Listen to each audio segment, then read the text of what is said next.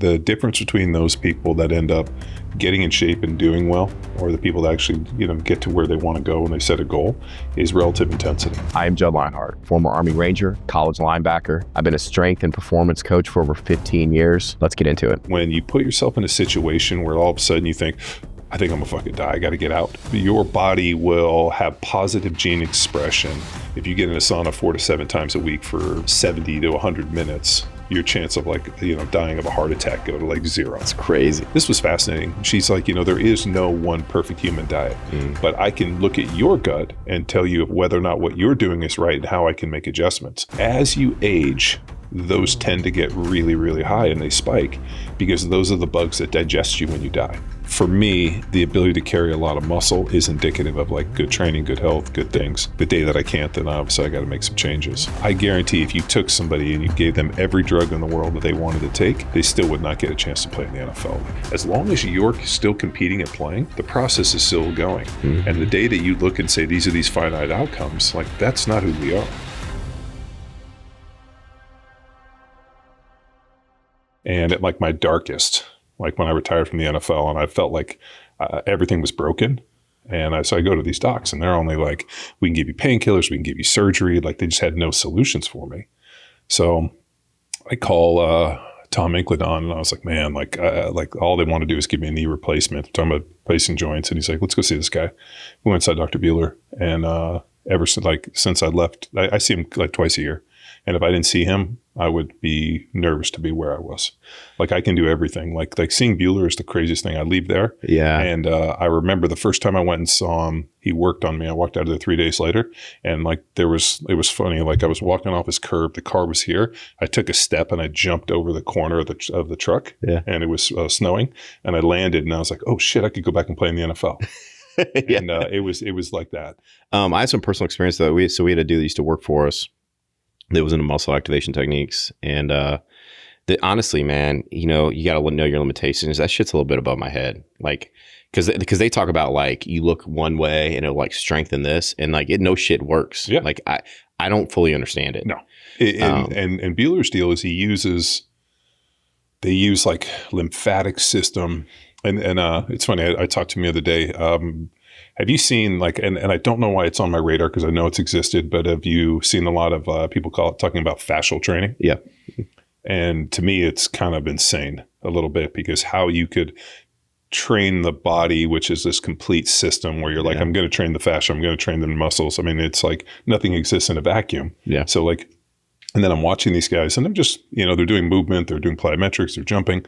And I'm like, how is this not training the muscles, the nervous system, the fascia, the connective tissues? So I called Dr. Bueller because he knows more about fascia than anybody on the planet. So he sent me a book and we were going through it and he was talking about like what fascia does.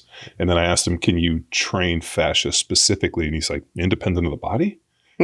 he was a little confused by it. But the whole toe curling shit is just over the top.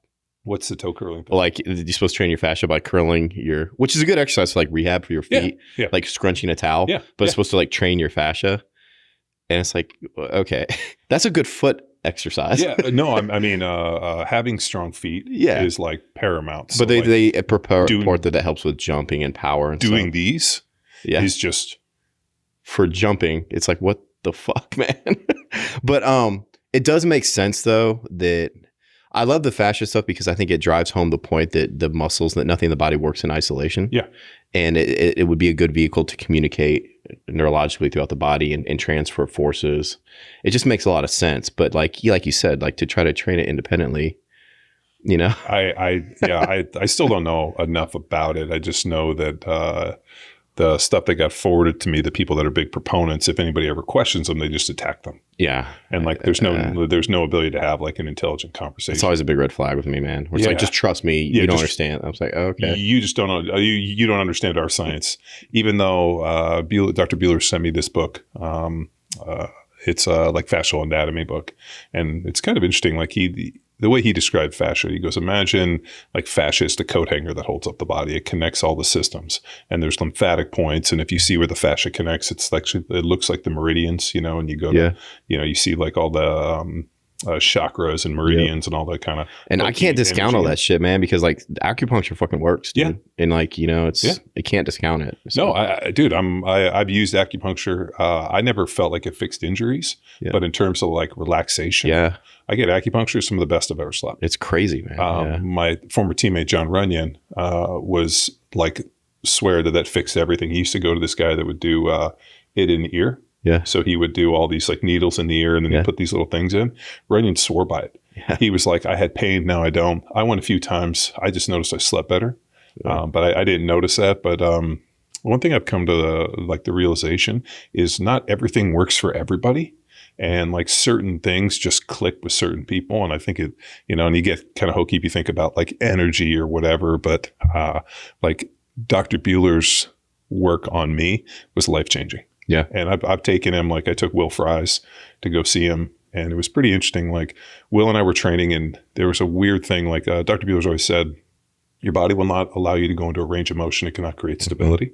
So there was it's not supposed to anyway. Yeah, it's not supposed to. Yeah. So when I was training Will, he was kind of struggling a little bit to kind of like drive his knees out and really sit into a stance. And that's like one of the things, like once you get into your stance, you drive your knees out and you kind of sit into like the hips a little bit. Yeah. And he was really struggling with it. We went and saw Dr. Bueller. Dr. Bueller was like, oh, he's not like whole lower abdominis, all this area, cleaned them all up, came back and was night and day different like that. That's cool. That's something I feel like I need to study up on a little bit more. It just seems pretty daunting because it's, you know, like you talk about that whole white belt. Like I would be a white belt in that area. Well, for sure. But there is something there for sure. I have hundreds of hours working with Dr. Bueller. And I still don't understand it. It's above my head intellectually at some level. You know what I mean? And like the other one is like, I don't have to know the intricacies of everything. Mm-hmm. Exactly. You know, sometimes I just like take your word for it. Exactly. And I do know though that like you said, and that's a guiding principle. You know, it's like, you know, don't build performance on top of dysfunction. Build stability before mobility. It plays into all that. And I live by that. Like, don't create ranges of motion that your body can't handle. Yeah. And the body does a very good job of protecting itself by limiting range of motion. And so we tug on these tissues instead of just working to make your body feel safe to go into a range of motion. And I don't think we fully understand, or people can't wrap their head around it, that it's not like tight muscles. Yeah. Like you're getting a neural tone for a reason. Yeah. And the trick is to find out what that reason is. Well, Bueller's deal is the pain is your body protecting itself. Yeah. So it won't allow you to go into that range of motion for a reason. And then you can use things, whether it be like, you know, caffeine or nicotine or heat or all these other ones. Years ago when we were in Newport Beach, we ended up trading with these yogis that wanted to come lift weights and they wanted us to go do their, I think it was like a Shanti yoga. So we went to go do it and it was super hard. Yeah. The interesting thing was every one of those guys came in, all had a joint replacement. Really? Like all the people that were older that were kind of like, oh, you know, I'm working through this hip. I'm like, what's wrong with your hip? Oh, I had it replaced. And I'm like, you guys are so flexible. But then when we went to go lift weights, they couldn't squat anywhere near parallel with the bar on their back. So there was like no active range of motion. Yeah. They only had passive range of motion. Yep. And then they were using heat and other things to try to get in, you know, more extreme. And I think it just wore their joints out. Isn't it it is crazy though when you see it with people like that have extreme flexibility but don't have active range of motion. Like you see it all the time in our field. Yeah. And yeah, I mean, it's just it's the fundamental difference between flexibility and mobility. And I've talked to doctors, several of them say when you knock somebody out when they're under, they're super flexible. Yeah. Because there's no tone there to inhibit things. Yeah. So it's not a tissue issue, you know, as far as like tight tissues go, you know. Yeah, so I tore my ACL sometime in high school, but I didn't find out about it until years later. And I had doctors do like, you know, this like the ACL check where they're kind of tugging on your knee and like, it's a little loose, but it's not torn. You didn't know it was all the way torn? Yeah. Yeah. And so the problem was my hamstring insertion was just thick. Yeah. And then the minute that they put me out, the doctor was like, woo, woo, woo. Isn't that crazy? And was like, dude, like I would have never have known you had a torn ACL until we put you out. I hear that a lot, man. They just, you can't do that. There's a test for that's what's I can't remember that. I can't remember it either. But yeah, they can't tell with really muscular people sometimes if the ACL is torn, which is crazy. And then they fixed it. I went back and I played, and then some more during my NFL career it just disintegrated, and I never noticed. And then I went to go get my knee scoped, doctor said, "Oh, we cleaned all this up," and he goes, "And just to let you know, you don't have an ACL anymore." So you still don't have an ACL? Yeah. That's crazy. Do you feel laxity in it at all? I mean, that just goes to show you how important it is to strength train when you're older. You know what I mean? So there's, we had a guy on the podcast. We had a guy who's kind of the ACL expert, and he said there's 3 types of people in the world. There's compensators, which means that a third of the population can survive without an ACL. Another third of the population can live a normal life but not really train, and then a third of the population can't walk. No So shit. he's like, you have to, he goes, and does it make sense to fix the ACL of a person who's a compensator? Probably, because, over time it's going to wear down. Yeah. But he's like, for, 2/3 of the population, they're never going to be able to go back and do anything of value without it. That's crazy. I mean, it's just because ACL surgery it's a relatively new surgical technique. I mean, it didn't exist 90 years ago. And ACL tears are so common that they had to occur all the time back in the day, and people just didn't get them fixed. Yeah. You know what I mean? And, like reading a lot of history, and you read the descriptions of these people and how they walked with limps and how, and it's like, well, he probably had torn ACL, probably, or made like meniscus, MCL. Or think about shitty shoes. Yeah. Every time I see any of these Western movies, like, you'll see like Tombstone, and I watched, it was like The Hateful Eight. Yeah. Or, and the only thing I think about is like, one, those people must have stunk really bad because they never showered. Their clothes were nasty. Imagine like sitting in whatever those outfits were when it was 100. They said that you couldn't even imagine how bad the smell must have been. I mean, can you imagine like the shoes and the socks and like, and then there's always some disease on your body that was festering at any given moment too. You know what I mean? Yeah. People are like, oh, simpler times. I'm like, dude, there is no way. Like, I mean, think about how tough these people were. They got in covered wagons and they just walked. Yeah. For like East Coast. The wagons were for their stuff too. Yeah. Like, unless you were like a pregnant woman, an old person, or like an infant, you fucking walked. Think how tough these people were. And then just in the middle of nowhere, what was that new Kevin Costner movie, Horizon?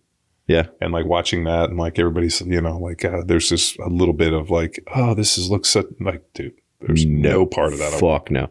They described, I can't remember where I was reading dysentery and crotch rot. Yeah. And then the shit you survived fucking left you fucked up for life, like scarlet fever and syphilis. They just fucking fuck you up, like, dude, I can't remember what I was reading. They're describing like the average day of like a housewife on the prairie. Like, holy fuck, man. Because they had to get the fires going early in the morning, boil the clothes and lie. And like, they're always pregnant. And then 1 out of 10 pregnancies would fucking kill them. Yeah. It's just like, it's just a brutal way to live, man. Yeah. And here's the thing too. Like, if you think of everything that ever happened in your life, like from infections to injuries, if it wasn't for modern medicine, a lot of us would be dead by now. Yeah. You know what I mean? Yeah. So, modern medicine is incredible at fixing like acute injuries. Yeah, like antibiotics and shit like that. Yeah, like if you get shot or you have a heart attack, take me to the hospital. What we haven't figured out is how to treat chronic injury or chronic disease. Yeah. To improve like Healthspan and things like that, optimize life. And here's the thing. So you look at average lifespan, and it's increased markedly since like the 1800s. But when you think about how many people died in childhood or in childbirth, or just every time, like if you got an injury in your stomach, if your gut was penetrated, you would die a horrible fucking death. Yeah.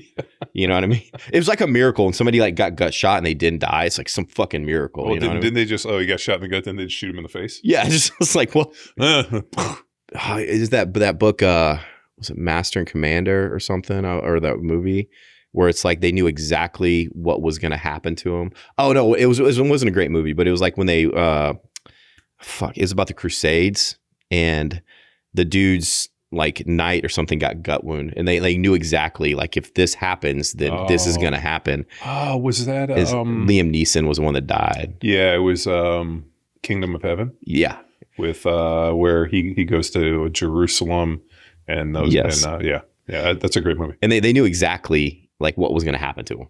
Like when he got gut wound, like if this happens, then he's dead. Well, think about the Crusades, right? Those guys walked from England to the Middle East. Yeah. Well, and then at the very last part, they got on a boat, and when you got on that boat, there was like a 60%. Like even in the movie, he fucking shipwrecked up onto the beach, and like that was just common. Like that was common. Yeah. So like when you hear people like complaining about hardship, you're like, it's probably the easiest it's ever been in this world. It is. It is. That is the truth right there, man. But yeah, it's just like the shit that people lived through back in the day. And didn't die. I just can't fucking believe it. No. Yeah. It's all fucking crazy. The difference between those people that end up getting in shape and doing well or the people that actually, get to where they want to go when they set a goal is relative intensity. Yeah. So, I noticed this, like, so my wife, trains some of her friends, and they come in, they have like a little workout group, and it's pretty interesting, like helping her with programming, trying to figure out how you back people into increasing relative intensity, whether it be, progressive overload or, some different movements, and like, how do you progress these things? Because people will inherently, and there was a research study where they asked people like, hey, pick a weight that you think will get you strong. Like, nobody selected the right weight. No. They were like, I'm going to do these 35s for like 100 reps.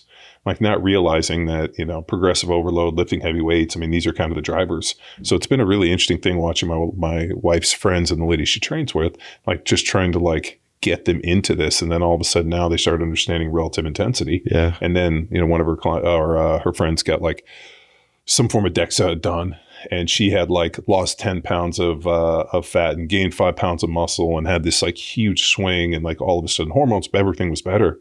And she was like, I feel like the we're working out is so much more rich. And when we went back and looked at it, I was like, I just think it's relative intensity. Yeah. The minute that, and that's what CrossFit I think did a good job of, is pushing relative intensity, that you're going to have to go hard, like reach a little bit. Like if you did 5, let's do 6 and 7. Yeah. And so, I mean, like in that way, but I think, so. Yeah. I mean, a good job in that way. It is funny though, when you talk about things like rate of perceived exertion or reps in reserve, if you give that and let people out on their own, they will think they have 1 or 2 left in the tank. I fucking hate it. It's great. Like you have like 8 left in the tank. You were never getting close to your actual. When I hear those terms, a little piece of me dies. Because the only people that really know what that is people that have lifted and trained long enough to have overreached. Like I have to have trained at like no reps in reserve to know what 1 or 2 is. Yes. And even to this day, I'll do like a rep and be like, was that like thinking, and I'm like, and then I'll always try to do one more and fail. And you're like, all right, that was it. And so I've always, and I think it was Mike Tusher. I might be messing his name up, who really came up with that kind of like reps in reserve that are, a rate of perceived effort. Yeah. But he's like a world-class power lifter. So he knows that, hey, I squat 700 pounds in contest, I know that I can get, a triple with 650, so like he's done the work. And that was actually probably designed with the intent too, so that they didn't overreach and overtrain. Yes. So that they were always kind of like pushing right to it, but not going over. Yeah. But for most people that aren't high level power lifters or have really trained with like a ton of time, like I have like a log in my head of like, I know what my PR and everything is. Yeah. And when I kind of get close to it, I know I'm like, all right, I know I got that for this. And I keep like notes in my phone. So if I like overreach or I hit something, I'll be like, oh, I hit that PR, or this was a good one, or this. And then other times I completely get fucking buried. Like, and then I have to go back and figure out why I'm buried. You're going to laugh at this. One of our friends, Zach Evanesh, I don't know if you met Zach out at Summer Strong. He's like a underground strength coach. I mean, just like a legendary dude. Zach, through some injuries, gained a couple pounds. And we're on like a group chat, and we were just giving him a lot of shit. And so he's like, man, I got to try to lose this weight. Will you guys like do something with me on this? So he put together this little challenge for him. And then I sucked in some of the guys from Jets. And so trying to get stronger and train like in caloric restriction. And as I'm training, like I can feel, I'll be like, oh, it's so much heavier. We were squatting the other day, and I'm thinking to myself, I'm like, God damn, this weight feels so heavy.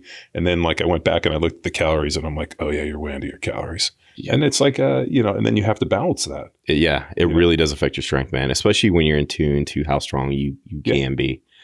When I go low carb, which is good for dieting, lower carb, it kills my strength, man. Yeah. Like it really does have a huge impact. I'm at like 100 grams of carbs. That's why people, and it's good for getting lean, but man, it kills your performance. That's why the people that are huge advocates for low carb for everyone, I was like, man, it makes me wonder, have you ever done any highly competitive, intense sports in your life? Because there's a reason there's no strength conditioning coaches or nutritional professionals in the NFL or in college that advocate low carb for their athletes. I think low carb has benefit for NFL players because of the systemic inflammation and like kind of like helping like, with some of the hits to the head. But going in and playing a football game or going to practice or going to training camp, like not eating carbs is an absolute fucking blow. No, I think everybody should spend times during the year when they are relatively low carb. I think it's just good for a lot of reasons. But man, if I'm trying to perform and be really strong, I gotta have some carbs in my body, man. Like, dude. But yeah, this like as we were squatting, as I came out of the hole, all of a sudden it was like as I'm coming up, and I'm like, fuck, man, that's like a plate off. Yeah. Like, I mean, like I should have a whole nother plate on this thing. And I went back and I like tallied up, and I was like, that's not a lot of calories. I'm like, and it, it's kind of a motherfucker. And then the other one we've been messing with is I installed a barrel sauna at the house. Yeah. So we got a big barrel sauna. I got this like 9K, like I saw the heater you have down there, that big one. Yeah. And that thing is so hot. Yeah. So we've been getting in it. Like I have a page on Sports Illustrated on SI. It's called The Everyday Athlete. And I did like a whole series on saunas. And so I was really digging into the research and like kind of went through and like this idea of heat shock proteins. I mean, people throw that around, but I didn't really know what it was. Mm-hmm. And the idea that like it takes cells, like unpacks them, puts them back together, and then, neatly places them on the shelf. Mm-hmm. And so we got into this, and I was like, all right, let's do this for 30 days in a row. My resting heart rate is like 10 beats higher than it normally is. Like when I sleep, it's like 42, 44. Yeah. Now it's like 48, 50, 52 because we've been doing it at night. It keeps your metabolism rocking? I know. I don't know. Just like my heart rate's been elevated. Yeah. And I was talking to Doc Parsley. I'm like, all my all the tracking metrics I use are way fucking off. And he's like, well, there's a huge detox. And there's also like an acclimation phase. It might take a couple weeks for everything to normalize. But he's like, and he got really deep into the science for me for Sports Illustrated. But I mean, like that type of stuff. And then you add that stimulus in. Yeah. And then like trying to like do my aerobic work and this, and it's like everything's fine as long as I can eat. Yeah. But then all of a sudden you like cut those calories and like everything is how often do you do the sauna and for how long? So I do. Every night, I'll do, I try to get it to like, it's got to be 174 plus is what I was told. So usually I do like 185. And I'll get when it's that hot, like when you breathe in, it like, you can feel the heat in your lungs. Well, my hair was burning in my ears. So I got this like sauna hat. Yeah. So you got to wear a sauna hat. Yeah. So I get in for like 10 minutes. And then I get out and I get in the cold tub for like 60 seconds. And then I get back in for another 10 minutes. Okay. So I'm trying to get like 20 minutes cumulative. And then I'm going to ratchet it up like a minute every bed and try to get to 30 minutes total. I love the contrasting stuff too, man. Like it's the only way I can do it. Yeah. I mean, like, got to give yourself breaks every once in a while. And then like we get in there, and what I'll do is I'll throw some water on there, and it's oppressively hot. Yeah. Like the only way I can describe it is Cool Hand Luke. Remember, like when I always think of it, dude. It's so funny. Every time I'm doing the sauna, I think of Cool Hand Luke. I'm like, if he could do it, yeah. I like it's. If you haven't seen that movie, you got to watch that movie. That's one of the all-time best movies. Yeah, it's one of my favorite movies. But yeah, and you also hear like the lead in for what was the Guns N' Roses song. Yeah. It's from Use Your Illusion 2. It's Civil War. Yeah. One of the best. What we got here is failure to communicate. Yeah. Like that movie is great for inspiring athletes in a weird way because it's like maintaining an optimistic viewpoint and enduring hardship, gladly. Was it 50 eggs that he had to eat? Yeah. Yeah. Oh, it's such a good movie, man. Yeah, like, that was one of my favorites. But yeah, so I've been getting in, and it's fucking awful. And the only thing like I get in, and about 10 minutes I start getting that feeling. And God, what was the guy that wrote the book Lifespan? I don't remember his name. Little English dude. But he had an interesting piece in the beginning of the book where he was asking, I think he was answering questions about like extreme cold and extreme hot, like why these are, like epigenetic drivers, like why these are so positive. Mm-hmm. And he said, when you put yourself in a situation where all of a sudden you think, I think I'm gonna fucking die, I got to get out. And you like give yourself that little hit, that your body will have positive gene expression because the body realizes like we have this symbiotic relationship. Like I'm in this, like I will give you positive gene expression to help you survive. I mean, it makes sense. And whereas if all you do is lay on the couch all day, then your genes figure out like, hey, you're a piece of shit. We don't want this guy to breed. Let's just get rid of him. And you get negative gene expression. That makes a lot of sense, man. So like, whether it be like, like this morning I got up and I was doing one of my coaches, Ben Skutnik, who's a PhD. He wrote this program called Build a Base. It's like an aerobic based training program. So I've been doing it.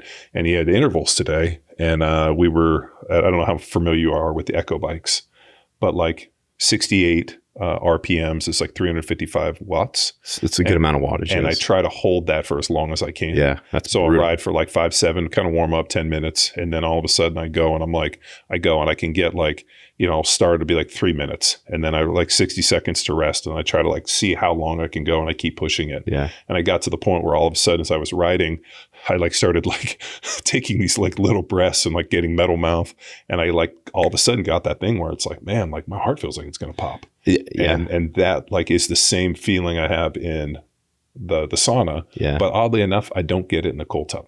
Really? Yeah. So Really? like I can get the cold tub down to like 37. Really? And I can get in there like right up to my neck, dunk my face. And I'm a like, big pussy when it comes to cold, man. It doesn't even fucking faze me. No shit. Like I have zero response to it. And then I get out and I stand there. And one of the Kirsten Woots. The name sounds super familiar. Yeah. She came in and we were on the podcast and we were talking about, like cold plunging, and she's like, you want to feel that like anxiety and then get out and kind of stand in the wind and like see if you can shiver. I have no shiver response. That's crazy. Dude. So I'm like standing out there and I'm waiting to shiver. And, but I like it. It's like relaxing for me. Whereas my wife, if she goes anywhere near cold water, me.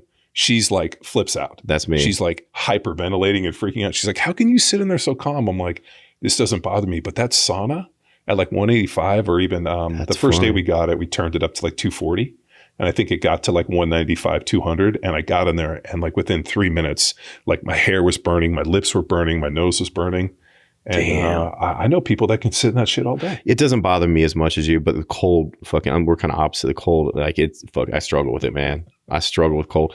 You know what's funny? Like just a bigger picture here. So when you talk about people from a long time ago, when we didn't have a climate controlled environment, we spent 90% of our time in. Now they didn't live as long, but when you think about it, it was usually because of some catastrophic illness, disease, an orthopedic injury or something they sustained. So if they weren't doing good, like they would have like the gout and shit like that. The shit that as good medical purposes now, they can help fight that kind of stuff, right? But when you look, if they didn't have those things, they stayed very like robust late into age. And I wonder how much like exposure to the elements on a chronic basis. Well, think about like the advent of like hot running water. Yeah. Like to be able to have like on tap hot running water in your house. Like how long has that been available?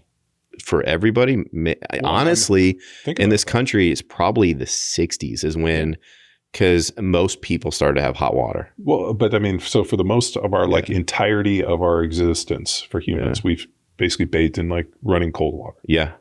And then when it was hot outside, you were hot. You know what I mean?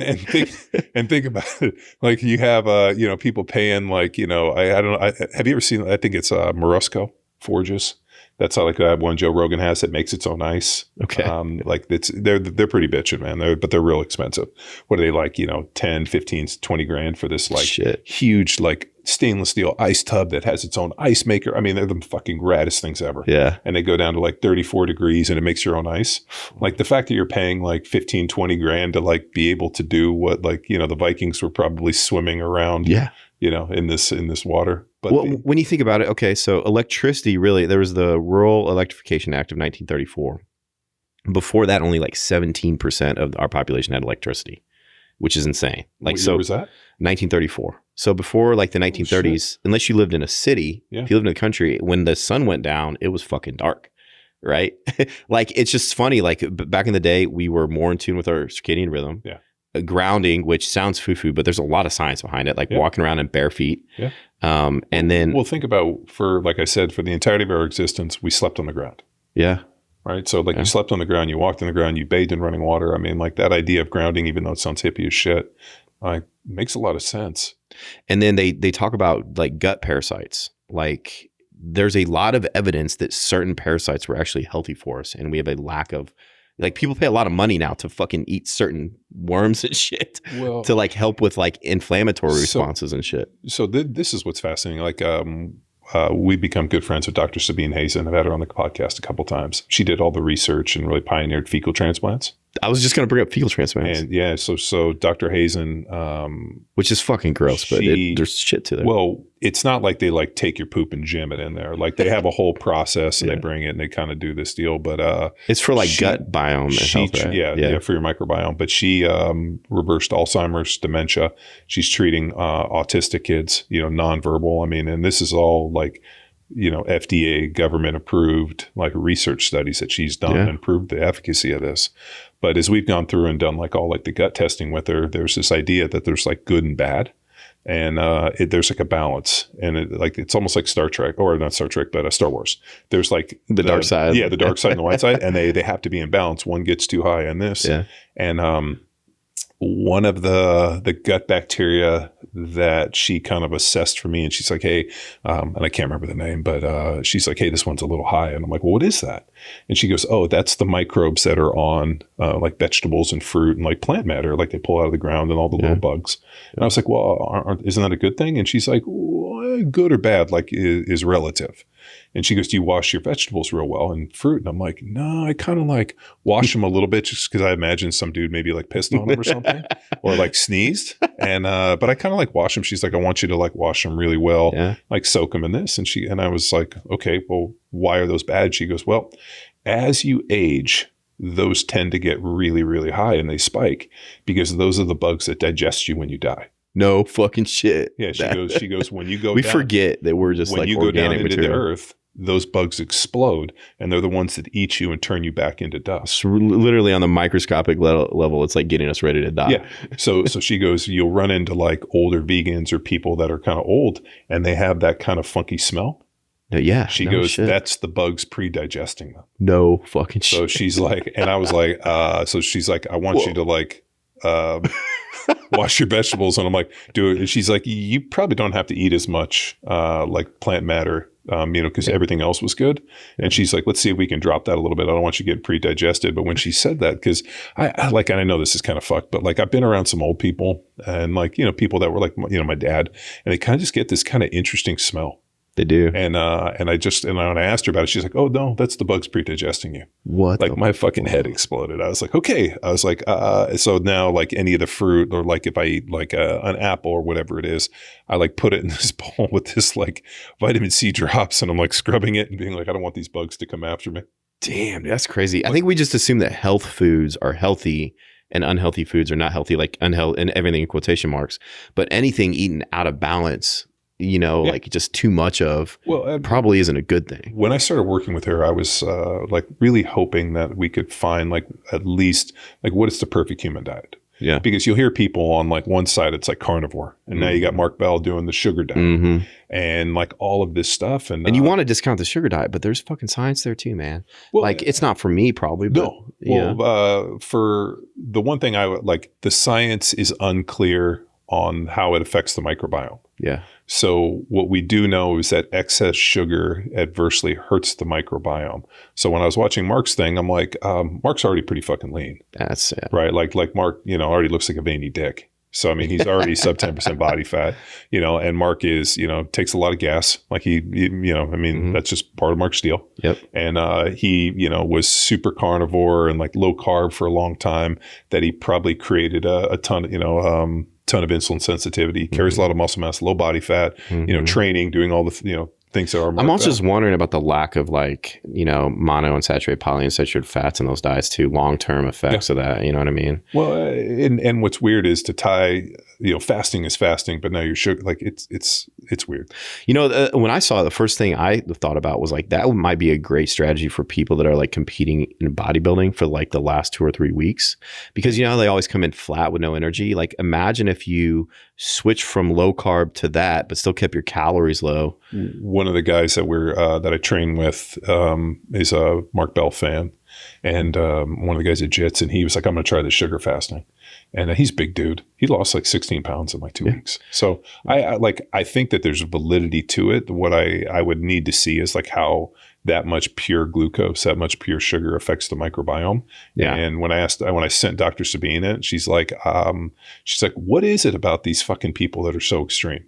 Yeah. Because a lot of people, she goes, like the carnivore diet, for example, right? Like I'm going to be nothing but muscle meat. And I'm glad people do it because it's interesting experiments, and it shows you that we can live with a lot of different diets. Dude, you can live on all sugar and you can live on all meat. Yeah. And, like our body's pretty adaptive. But the interesting thing with the sugar diet is Andrew Kapornik, who's a buddy of ours, he's a type 1 diabetes researcher.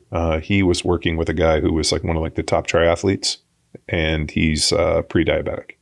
and was having all of these kind of like diabetic issues, like hardening of the veins and some of these other issues, just for the fact that he was kind of doing something like the sugar diet. He was consuming like 1,000 grams of glucose a day because his training volume was so high, and was, not eating, a lot of lean protein. So, I mean, he was doing something like this and was having some issues.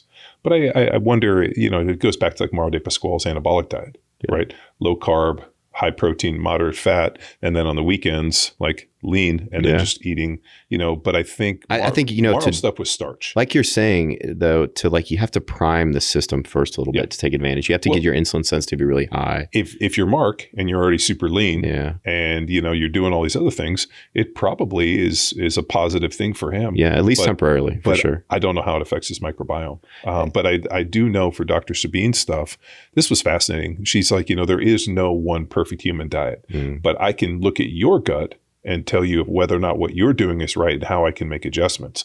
Like for me, she wanted me to drink like raw milk once a week. She's like, here's some things that are in raw milk that I want you to add to your diet. So I drink like 1 20-ounce glass of raw milk. I don't really drink milk anymore. I kind of like, I drank milk when I was a kid. Yeah. And like I ate a little bit of cheese, but like I just kind of lost the taste for it. It got driven into us forever that milk was like this health food that was essential. And that's not really true, but it's also not the devil like people say it is. Yeah. So, I just stopped drinking it. And she's like, let's see if that improves. And so we did the test and everything was positive. And she's like, just keep it in. Yeah. And so for me, there's a microbe associated with high protein that I have, but yet I had like no parasites. So she's like, obviously where you're getting your meat from, you're cooking it well, doing this. She goes, I see other people that are high protein and their parasites are through the roof. Yeah. Now I know that like they have to make a change. And she was saying that like one of the most dynamic, diverse, and one of the best guts that she's ever seen. She's like, the lady drinks Cokes and eats fast food every day. So, I mean, like that idea of resilience, like there is no one perfect. Yeah. So when you see these guys talking about like, oh, you have to eat a carnivore diet to fix this and this. Her other point, which was pretty accurate, which is the healthiest people in the world can eat the most diverse diet. Yeah. Yeah. If you can only digest one nutrient, like now. And if you only eat a select few nutrients, especially when they're heavy in meat or vegetables, then your gut biome becomes less diverse. Yes. Like you look at the people that feel the best, heal the fastest, have the most energy, they're always kids. Yeah. Kids always have the best and they can eat anything. Well, but that's and they always because have the best. Of the immune system. Yeah. Your greatest player in immune function is age. Yeah. So, I mean, like we had a guy named Dr. Robert Clancy, who's like kind of the father of mucosal immunity out of Australia on the podcast. And he was saying, he's like, like when you talk about immune function and the ability to fight things off, he's like, age is your greatest ally. He's like, a young immune system is the best immune system. Mm-hmm. So much so that if you were to take like an old person with a broken immune system and do a fecal transplant on a young person, like that would cripple them to the point where if you took a young person and you gave it to an old person, it might cripple them in the same way because it's something they couldn't do. Man, that's crazy. Like, makes all sense. So Dr. Sabine went down. She did the Doctors Beyond Borders deal. So they went down to the Amazon and she was taking stool samples from like, the people down in the Amazon and was just working with like people in Brazil. And she came back and she's like, for most Americans, they have like low gut diversity, low bifidobacteria. If you sent them down and put them into these tribes to live and eat and be around all their microbes, she's like, they would be the sickest and probably die. And she's like, just because they lack so much resilience and their guts are so unrobust. Anthropologist on a couple weeks ago, very interesting conversation. But he specialized mostly in South America. And he said every time he went to the rainforest, he was sick as shit. Yeah. His entire time down there. Yeah. You know what I mean? Like he just, we are not built for that environment, Well, and the other thing, and my question was like, well, if I went down there and I lived, could I like absorb these things? And she goes, it depends. And if you have the receptors to be able to carry it, which I had never heard before. And I was like, oh, so there's like, so she goes, not only the microbes, but she goes, you have to have the receptors. Wow. So when I got my gut tested, there was she's from Morocco. So she pulled up her gut and was like, hey, here's a piece of bacteria that's from, lets me know that like I'm from North Africa. Wow. And she's like, it's unique to that. And then she pulled it up and I had it. She's crazy. Like, how do you have this? You're not from North Africa. And the only thing I could think of is at JITS, I roll with a guy who's Iranian and we roll with a bunch of different people because I also have 2 sets of bacteria from the Amazon and Shanji and, the guys that we train with are from Manaus, which is in the Amazon. So that was her deal. She goes, the more robust and resilient your gut is, the easier it is able to accept things that are beneficial to it. Holy shit. So what's her name? Does she have books out? So people it's called Talking Shit. Dr. Sabine Hazen at Progenobiome. This lady's a gangster, man. She, it was her research. She was the one that established and found COVID in stool samples and was able to do the genetic breakdown. No shit. And so she was really on the front end of like the whole COVID thing. And she's amazing. Really, I mean, the reason we started working with her is my son's a type 1 diabetic. Yeah. And I have always felt that the trigger for type 1 is in the gut. And when we went and got him tested, there were some like really clear things. And so we've been trying to get set up a study to get more kids that are type 1 so that we can kind of see what like that looks like. Everything with the gut, I think we're starting to realize universally how important it is, but it's still like the Wild West. And we're just on the cusp of truly, as a general population, there are people out there like her that really understand it, but like. Well, and her research is because she has her own lab, but like as we're going through and she's like, well, this and this, I'm like Googling it. And it's like Google's like, I don't know what this is. That's crazy. So it is a Wild West. But really, our gut is what gives us our personality and who we are. Yeah. So like the idea of like, I had a weird feeling about that person that's in your gut. But like that's how your personality, because as we were going through, she was like showing me some different like microbes, and she's like, oh, when this is really high, people get OCD and ADHD and anxiety, and she's like, people are calmer here. So she's like, I can almost look at the profile and give you an idea of like how you are emotionally. Wow. And that was also longitudinally. You ever notice like some people's personalities kind of change over time, especially when they start to get a Parkinson's or Alzheimer's, or just get aged. I wonder if that has a lot to do with the change in their gut microbiome as well. Man, I wish I understood it. As well. And like I've been very fortunate to like talk with her on a lot of different things for it with the podcast, but personally, and I realized that like if you want to live for a long time, because last year there was a conference here in Austin for a deal con. It was like a longevity conference. And this geneticist got up and said, hey, you know what? Like based off all of our research, you can live to about 120 years old. Yeah. Like that's how long our genes will let us go. Yeah. The problem is we have to combat all-cause mortality on the front side. Yeah. So here are the things that like, if you can remove all-cause mortality, like you don't die from cancer or this, I mean, to like clear yourself up to be able to get to 120 is the huge problem. Yeah. And the idea of like, say like the sauna, right? Like based off of the Finland studies, if you get in a sauna 4 to 7 times a week for, what do they say? Like it was like 70 to 100 minutes, your chance of like, dying of a heart attack go to like 0. That's crazy. So like, okay. It's what's funny because like we're so science-based. I'm not against that. But until science has been able to show with strong evidence that things are beneficial, we tend to discount them. Yeah. But then the other way, it's like, well, people have been seeking temperature therapy for millennia. Like all the Romans had saunas. Yeah. So they just inherently knew that like getting really hot several times a week does good stuff for you. Well, the one thing that people don't really talk about in the Finland studies is they use it as like a form of community. Yeah. So like they come over and it's a social thing. So I'm wondering if it's like the social bonds where now you're kind of sitting in this kind of environment and like sharing like, and I think in Finland, what they said is like the women get in together and then the men get in together kind of separate, but they have like this kind of community thing where they kind of like meet and they talk. So maybe it's like, we're so isolationists.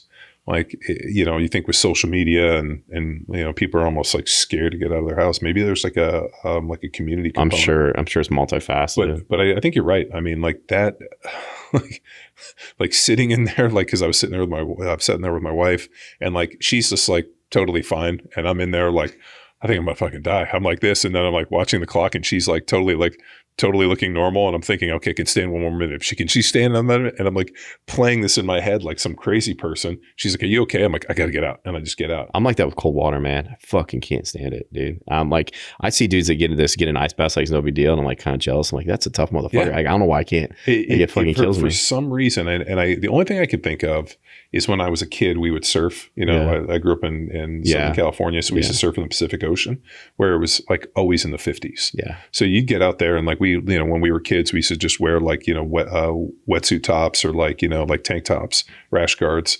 And, and then in the summers, we would do something called junior lifeguards. So from the time I was 9, basically we would swim in the cold water all the time.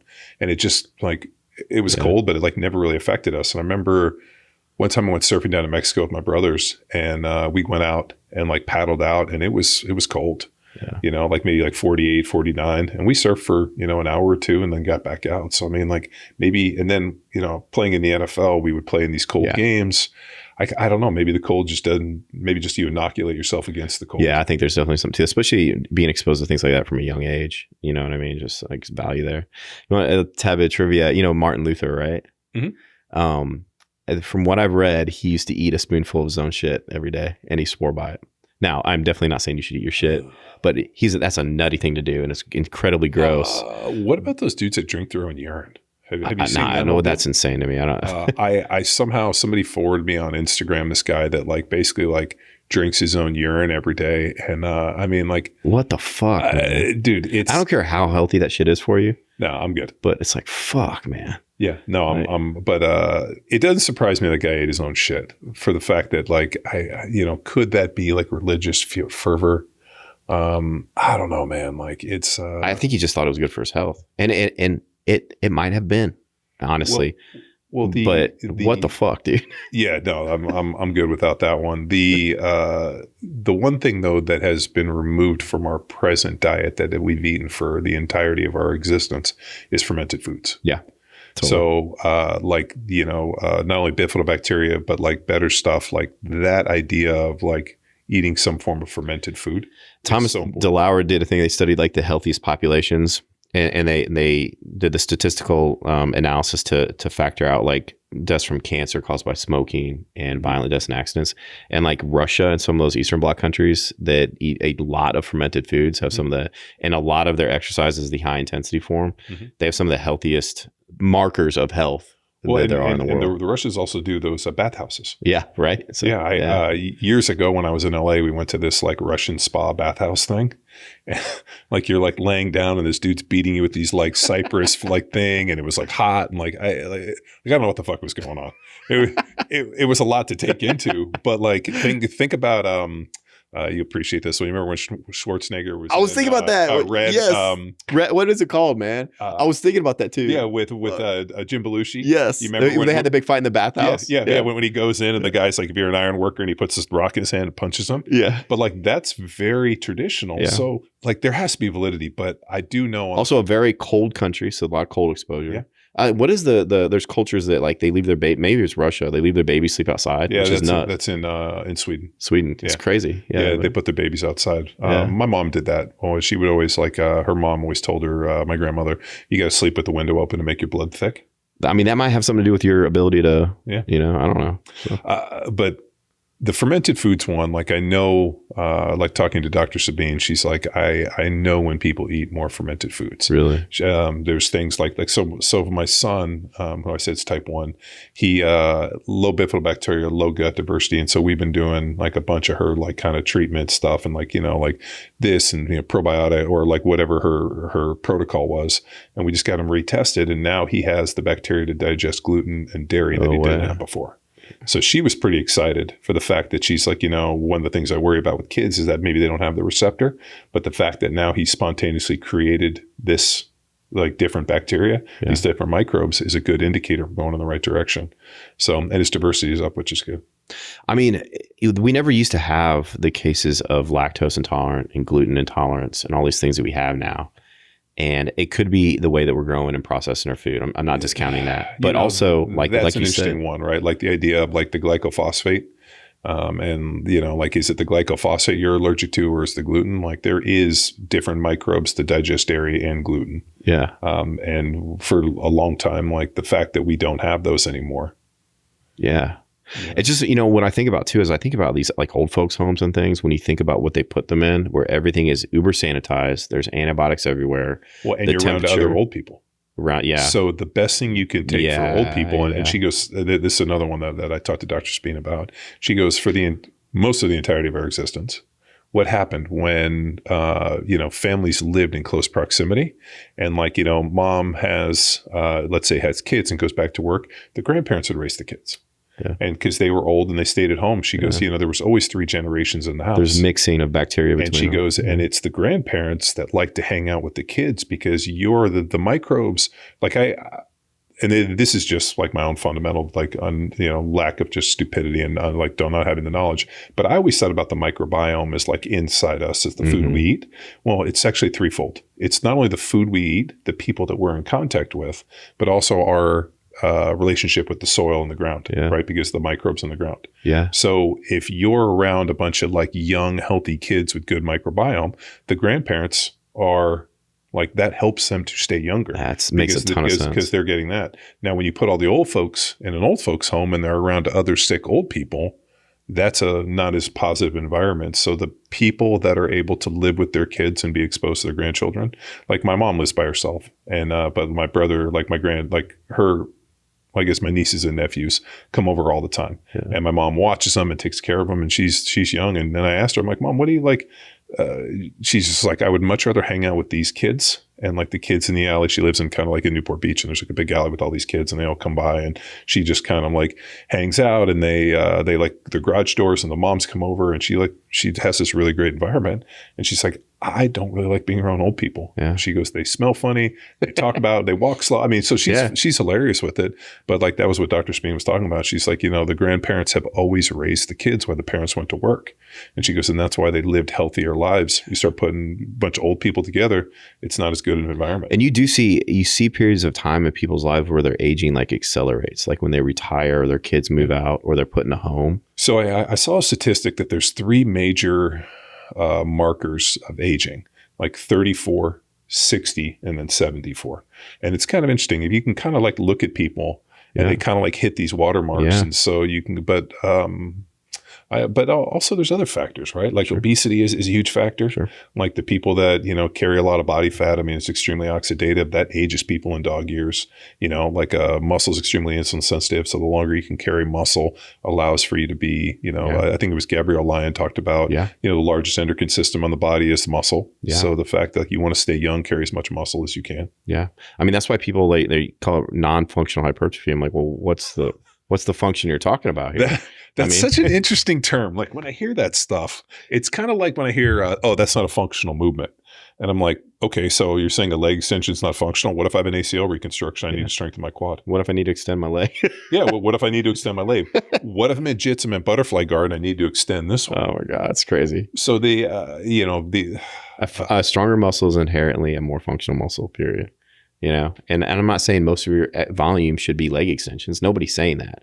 But if you can make a muscle stronger, it becomes more functional. Now, is that integrated into a functional system? Well, that's another question. But like if we just simply make a muscle increase its capability to produce force, it becomes more functional. Sure. Like, and a bigger muscle, every adaptation is the result of the body's trying to adapt to increase a function. So what is the term non-functional muscle? So when you hear people use that, what do they use it in reference to, like a bodybuilder? That it's size that doesn't relate to power and strength or athletic performance. Okay. And I got what they're saying. Yeah. But it's just a term that has always irked me, man. Because it's like, well, bodybuilders become more functional in their environment, which is strength endurance. Because, it's a lot of sarcoplasmic, reticulum hypertrophy and stuff like that. They're able to push on a pretty heavy weight for a lot longer than I am. Well, I've seen bodybuilders do like moderate weights, right? Like for the most part, right? But then I've seen all of a sudden they'll like flip over and do something heavy, and you're like, holy shit, that dude's really fucking strong. Yeah. And so they train in multiple rep ranges, but like I'm always fascinated where you'll see, like I saw a video of, I think it was like Kevin LeBron, and it was benching like, I think it was 495 for like easy sets of 5 and 6. Yeah, those professional bodybuilders, a lot of them are short too, so they don't have to move the weight as long, but they're incredibly strong. They just don't care, so they're never, displaying their strength overtly. Yeah, that's always kind of irked me. And yes, like when you see bodybuilders try to be athletic, it is fucking cringy. Yeah. Because they never practice athleticism. It's not necessarily just because they have big muscles. Well, well, what's the guy that's Derek Lumpsford? The guy that's been winning kind of lately, he's a little dude. Yeah. He looks like one of those myostatin bulls to me. Yeah. His like lats and like it was like him walking. It looks so uncomfortable. I just wonder if some of those massive dudes, if there's not some kind of like myostatin deal. Myostatin thing that there has to be. Either genetic or if they're taking something that will inhibit it, So all the research for like myostatin blockers has been always very lackluster. Yeah. So I think the idea of like blocking myostatin later in life doesn't make a lot of sense. I know there's, I was talking to Doc Parsley about it. They have, it's in clinical trials right now. I think it's gone through 2. I think it's in the 3rd clinical trial where they have a myostatin blocker. Yeah. That they're kind of like, Mike Israetel was talking about it, that like this is going to be like the muscle building for like the GLP-1s kind of a deal. Yeah. Like, they have GLP-1s, you're going to take this because it's going to build muscle. But I think it was relatively like what we figured out about the body, right? And you can even look at it like with the sugar fasting, right? Like, or fascia training. Nothing exists in a vacuum. Mm-hmm. Just because you block one thing doesn't mean that there's not other things in place to prevent it. Mm-hmm. And, but whereas if somebody's born, with no myostatin gene, because myostatin is the brake for the muscles, and there's people that have been born without a myostatin gene, and you see them. It's freaky. Yeah. I mean, there was a family, I want to say, of like, were they cross-country skiers that were like somewhere in like a Nordic country, and their family was born without it. I mean, and like seeing these people was like, that's crazy, and like had never really lifted weights, just done cross-country skiing, and like looked like pro bodybuilders. That's insane. Yeah, some of these ultra endurance runners have a lot of muscle. I'm like, there's got to be something going on with their myostatin, because it just doesn't make sense. Like, it's an anomaly. Or like performance enhancers. Sure. But yeah, I was going to ask you about that. Why is it that everybody's so obsessed with that?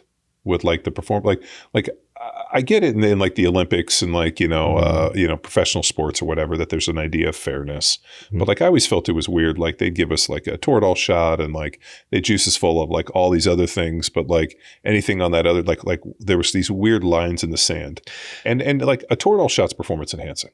Yeah. If I can't make hands because my hands are bruised, and you give me a Toradol shot and I can bend my hands, then that's performance enhancing. I mean, there's a lot of things that we take on a daily basis that are performance enhancing that aren't hormone based, right? Like, if you reduce pain, or, you eat a certain food or take a certain, that's also performance enhancing. One of my favorite terms though is when people refer to it as chemically enhanced. Yeah. I'm like, every time you take a breath, you are chemically enhancing yourself, right? Yeah. Everything that we eat, it's a chemical enhancement, right? So first of all, they try to make themselves sound smart with that phrase, and to me, they sound incredibly stupid. I'm like, well, no, just say the dude's on anabolic steroids. Yeah. Don't say he's chemically enhanced, because we're all chemically enhanced. Well, but then you have this weird line in the sand where like, okay, so guy, like testosterone is naturally occurring in the body. Mm-hmm. So now you're okay. So TRT is not anabolics, but then you're like, okay, well, like Primo Testin and Anabar and all these cool names, right? But then like I have, I would never take that. But then you're like, I got all these people asking me about peptides. Yeah. So like every time I go to JITS, this guy's like, oh, I've been taking BPC, and they're like throwing out all these names. They're like, what do you think of this? And I'm like, I don't know enough about it. Yeah. We've done some podcasts on it. I just know you got to take it a lot. And like the sourcing is weird because like it's not pharmacy, and so you're buying it off the internet. It just feels like very Wild West. How would I describe the obsession with steroids? People view it as a cheat code. There's a lot of aura around it, right? Well, and people have an inherent sense of competition and fairness, even when people aren't competing with you. So I think part of it is, in this country, we don't compete enough in other things that are actual competitions. So we're trying to fulfill that with all these weird competitions that are unhealthy. So we see other people in the gym that may be more muscular or are taking steroids or aren't, and we want to attribute that to something that doesn't have to do with consistency and hard work, right? And, for more or less, steroids are very effective at growing muscle. Yeah, but I've also met people that tell me they're on drugs, and I'm looking at them and I'm like, it's not what people think. But no, I mean, it's not like it's like all of a sudden you're going to just magically morph into this person. No. I met people like laundry list all this stuff. I had a guy tell me all these things, and I looked at him and I was like, I couldn't believe the stuff people tell me they're on. I was like, what? Like, is it real? Like, because you don't look like you even really do much. No, you can be, when they see professional bodybuilders, like those dudes, it's like the perfect storm. Lots of anabolics, great genetics, very diligent with their diet and their workouts. Yeah. Like you cannot just take steroids and look like that. And then there are diminishing returns, like more to a certain extent stops being better. You only have so many androgen receptors in your body. So this is a whole topic I'd like to talk about. But so here's the thing with steroids. People like to cite that study because they don't even know what study it is. But there was a study done, and what it did, first of all, was a very small number of individuals. I think it was 40 people in the study, but only 12. They only used 12. They had people take 600 milligrams of testosterone, which that's quite a bit of testosterone. and not lift weights. And then they had people lift weights without testosterone. And then they had people take testosterone and lift weights, and they compared it, right? The people that took testosterone and didn't lift weights over a 12-week period gained more muscle mass, not than the people that lifted weights and did not take testosterone. The strength gains, though, were fairly even between the two. Okay. Now, so they use that as evidence that that steroids are so powerful, you can take them and not lift weights and get better benefits than somebody that lift weights. Well, my question here is, first of all, a fundamental principle for exercise is progression. Sure. How are you going to progress steroid use? Like, do you just keep taking more and more and more? Because you're already on 600 milligrams a week. So do you really think that of course, when you're a natural lifter, the gains are going to come slower, but you can progress that.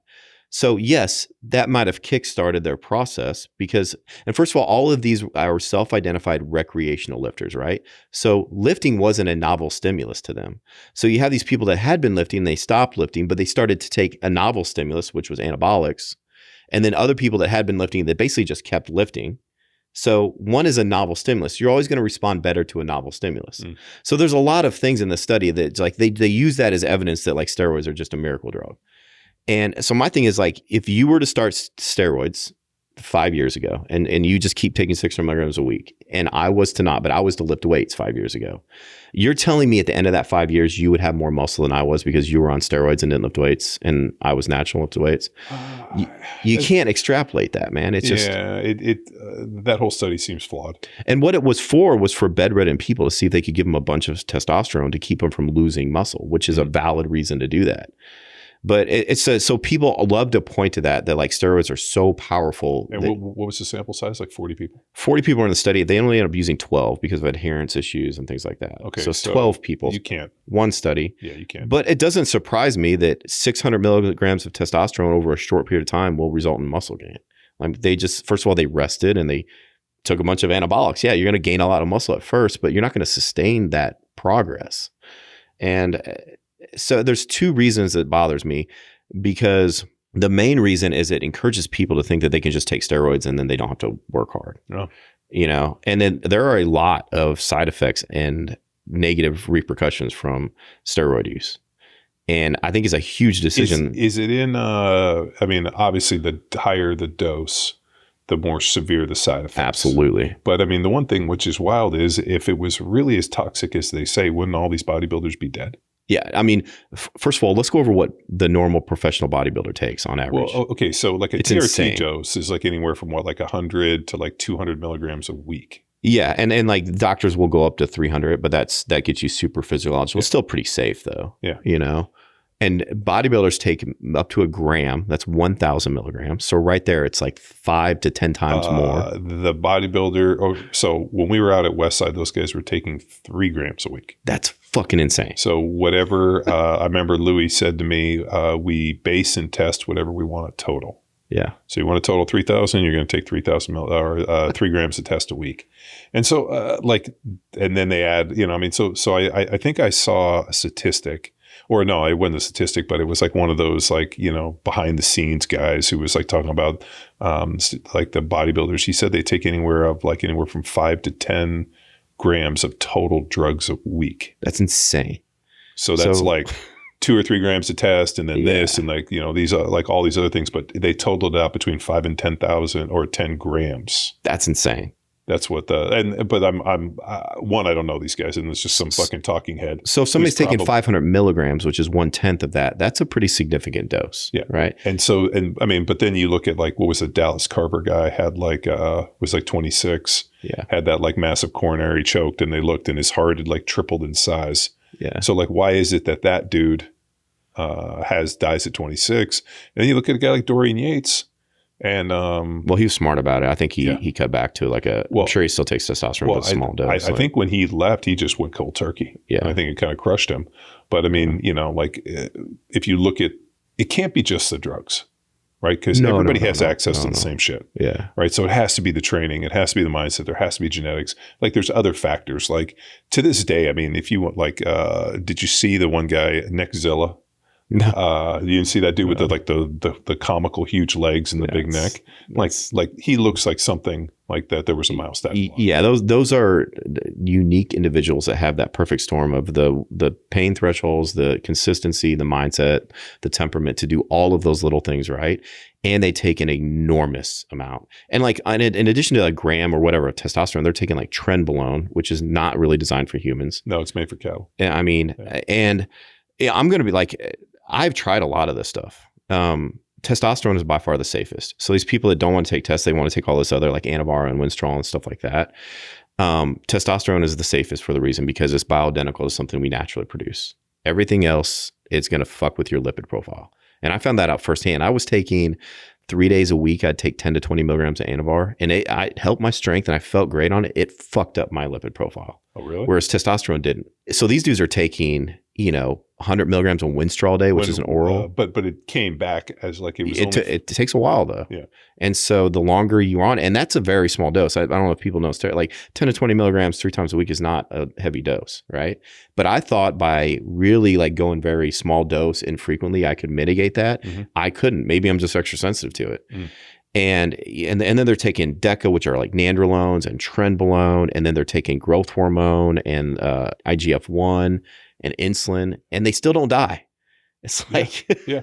So if somebody acts like if you take 100 milligrams of test a week, you're gonna have a heart attack, it's like, I don't know, bro. Like, well, Louis Simmons and I talked about this. I remember we went to dinner. This is when Louis was alive years ago, and he made an interesting point where he said, powerlifters probably take more drugs than bodybuilders, but the powerlifters don't die. Yeah. And I was like, oh, I think a lot of it is just and muscle mass. Well, I asked him why he thought that. He thought it was the dieting. Yeah. He thought that getting down to ridiculously low body fat so they're with consistently all of dehydrated. Yeah. A ton of with all the organs. Yeah. I mean, I don't care what's on your body. Your body still support it. Even if you're incredibly lean, if you're 300 pounds of muscle, that's hard on everything, man. Yeah. And then the hypercaloric, like you're always having to filter through all of these calories.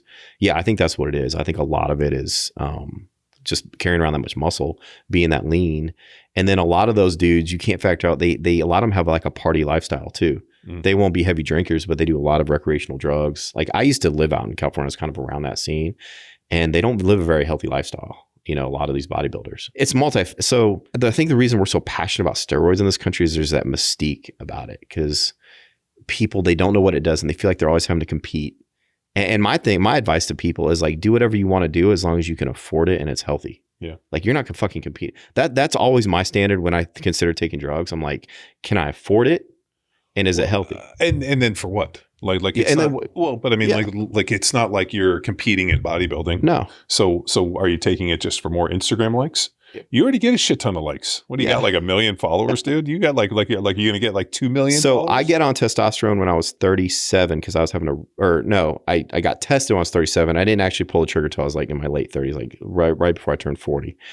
And it's because I couldn't sleep and I couldn't recover. Mm. And I started taking 200 milligrams a week, and I did feel a lot better from it. Like in hindsight, I wish I'd have gone back and tried to adjust my lifestyle a little bit more to try to get my natural test up. And since then I've experimented. I've gone up to 500 and I gain a lot of muscle on 500 milligrams a week, but I started getting acne and shit. And I just don't feel good on it. And I tried trenbolone like 6 years ago. I was just curious. I was like 3 weeks. I thought I was going to fucking die. Like maybe some people intolerate that shit. I'm what was the effect? Fuck, man. Like very hot. Trend cough is real. Can't sleep, high blood pressure, like sweats at night. I was more aggressive. Like some steroids do affect your mental state, like halotestin, anadrol, trenbolone. Mm-hmm. It was the worst feeling. I got strong as shit in 3 weeks, and I was taking 75 milligrams a week. Some dudes take 300. So like the type of strength where you're like, I'm gonna blow something up. Yeah, it's like I could lift more if I wanted to right now. But there was a general feeling of malaise when I was on it. It's like you could tell this was not made for human beings. Yeah, it's made for cattle. Yeah, and it's like I was just curious, and I thought it was gonna be on it for like 5 months. 3 weeks, I was like, fucking never again in my life. It was horrible. I tried Winstrol once. Horrible, man. Horrible joint pain. A lot of this shit, I was just curious. I was like, I just want to see, what people say is true. Like, yeah, Winstrol dries out your joints. You feel like shit. Trenbolone is not made for humans. Yeah. I mean, and I always wondered too, like with the the rise of social media, for like an 18 or 20-year-old kid to jump on a bunch of gas seemed really weird to me. Like give yourself a chance, bro. I think that's about the worst thing a kid can do. to fuck with their hormones from a young age. Because like, dude, when I was in my 20s and even early 30s, my shit was rocking, dude. Like I didn't feel like I needed to take steroids because I always felt fresh. I always felt recovered. Yeah. You know what I mean? But that's the big thing is like, why are you taking it? You know? And then I cut back on my dosage for me, not because I didn't like felt like I was being unfair or anything like that. Like if I could take a fucking gram a week and feel great and be healthy, I probably would, you know? You'd be like 300 pounds. Yeah, like, well, you know, if I wouldn't want that either, but I mean, if like more steroids generally made me healthier and feel better, I would take more steroids if I could afford it, but they don't. I'm 6'6", and I've weighed excess of 300 pounds. Like I think the heaviest I ever was like 326. Yeah, like weighing 300 pounds is a fucking pain in the ass. And so now I'm like 270, and like I'm gonna try. For this contest, I got to get to 260, which like 6'6", 260 sounds big, but for me that's like fucking bean Polish. Yeah, but it is amazing how much better you feel when you lose weight, whether it's muscle or anything else. Yeah, like when I would get down to like 220, dude, I felt so good, man. Yeah, like, it's just easier getting in and out of the car. Yeah, that's another thing. Is like, why do you want all this fucking muscle? Like, it's expensive to keep. You got to eat a ton. Like, there's a lot of stuff. It's a lot of work. It really is, man. Yeah. So just that's the question is like, what's your motivation to be super big and strong and have a ton of muscle? You know, that's for me, the ability to carry a lot of muscle is indicative of like good training, good health, good things. And like if like the day that I can't, then obviously I got to make some changes. Mm-hmm. But I still like to train and do that. But it's I don't know. It's just weird that like even like going through some of the comment stuff, like it's just amazing how people just throw these things out so casually. And, most of them have no experience with testosterone or steroids either. Like they just don't know. You know. So what they just are like, oh, the reason that you're in good shape is because you just take drugs. Yeah. And like one of my favorites is I said to a guy one time, I guarantee if you took somebody and you gave them every drug in the world that they wanted to take, they still would not get a chance to play in the NFL. Like there's no way for you to cheat your way into professional sports. Fuck no. And then, so like, that's another thing, the misconception that steroids enhance athleticism. It doesn't. No, we haven't figured that one out yet. No, they do not. I had a coach one time tell me, he's like, the only thing drugs ever did was make a good player a bigger good player. Mm-hmm. It made a shitty player just a bigger shitty player. That's true. Like he said, the day that we can find a performance enhancing drug for talent and make you a better football player, that would be a fucking something that we would all take. You know what's funny? You know, the NAIA is that, you know, mm-hmm. like they don't test for steroids as diligently. Yeah. And so you see a bunch of dudes that are not naturally superb athletes that are insanely muscular in AI, and they fucking suck, man.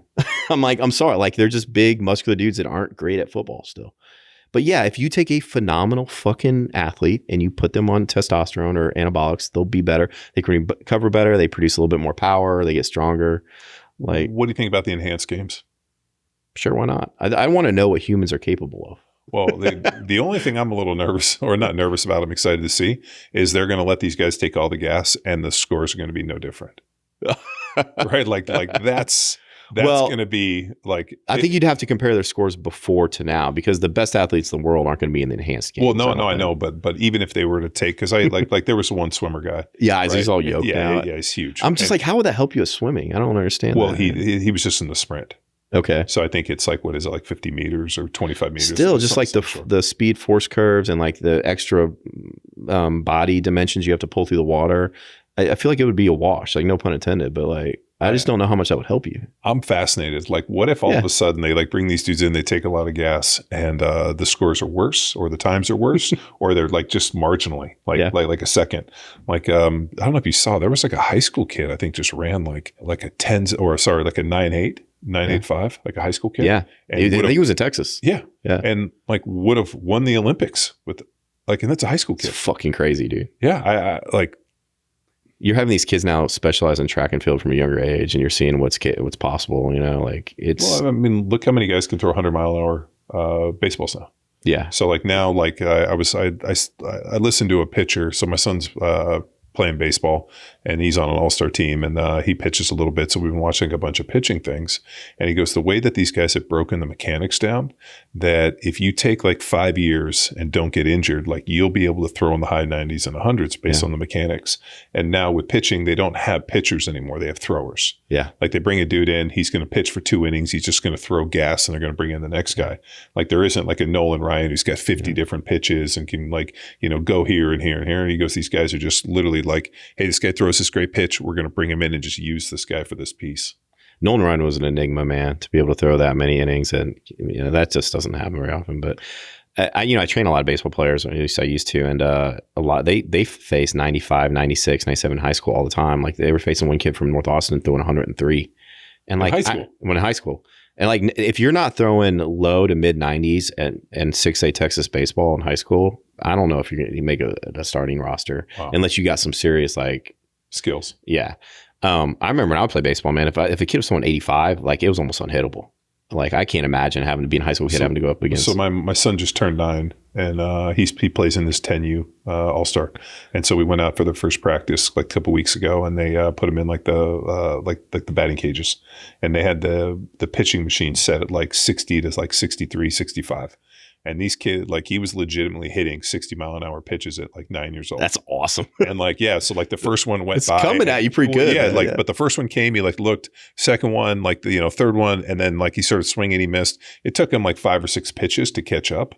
And as I was watching it, I had this kind of like I don't know if this ever happens. You see something happen and then like a memory replays. Yeah. I remember when I went to the NFL, and I remember like the first play we get out there, it's mini camp, the whole thing. They snap the ball and like everybody moves so fast. Mm-hmm. And I remember like kind of going through the drill and just being like, all right, I got to move faster than I ever thought I could move. Yeah. And it takes you maybe like 3-4 plays to all of a sudden realize like, all right, this is the speed. And like, even when you go into your very first game, like I remember my first NFL start, I got like people were moving so fast, and like the first playoff game, how fast people were moving. Yeah. And then all of a sudden you get used to it and you start moving that fast. Yeah. And the guys that don't play anymore. Yeah. The guys that can move that fast. So I was watching him, and he started hitting it. And when he came out, I'm like, what'd you think? He's like, oh, like I felt like the more chances I get, the slower the ball got. And I was like, that's good. If you all of a sudden, like, Dad, like the ball didn't slow down, I knew that we'd have a problem. So I read this really interesting thing, and they were talking about the overemphasis on human reaction time, because people have naturally, and you can't really affect human reaction time all that much. You can affect, it's a natural thing. Either have a fast one or a slow one, right? Mm-hmm. But you can affect reaction quality. Like they react better to it, right? Mm-hmm. So that's why like reaction time naturally gets slower as we get older. But that's why like these boxers can box late into their 30s and early 40s, even with slow reaction time, because they take all these subtle context clues that allow them to anticipate and react better, and it overrides their diminishing reaction times. Mm-hmm.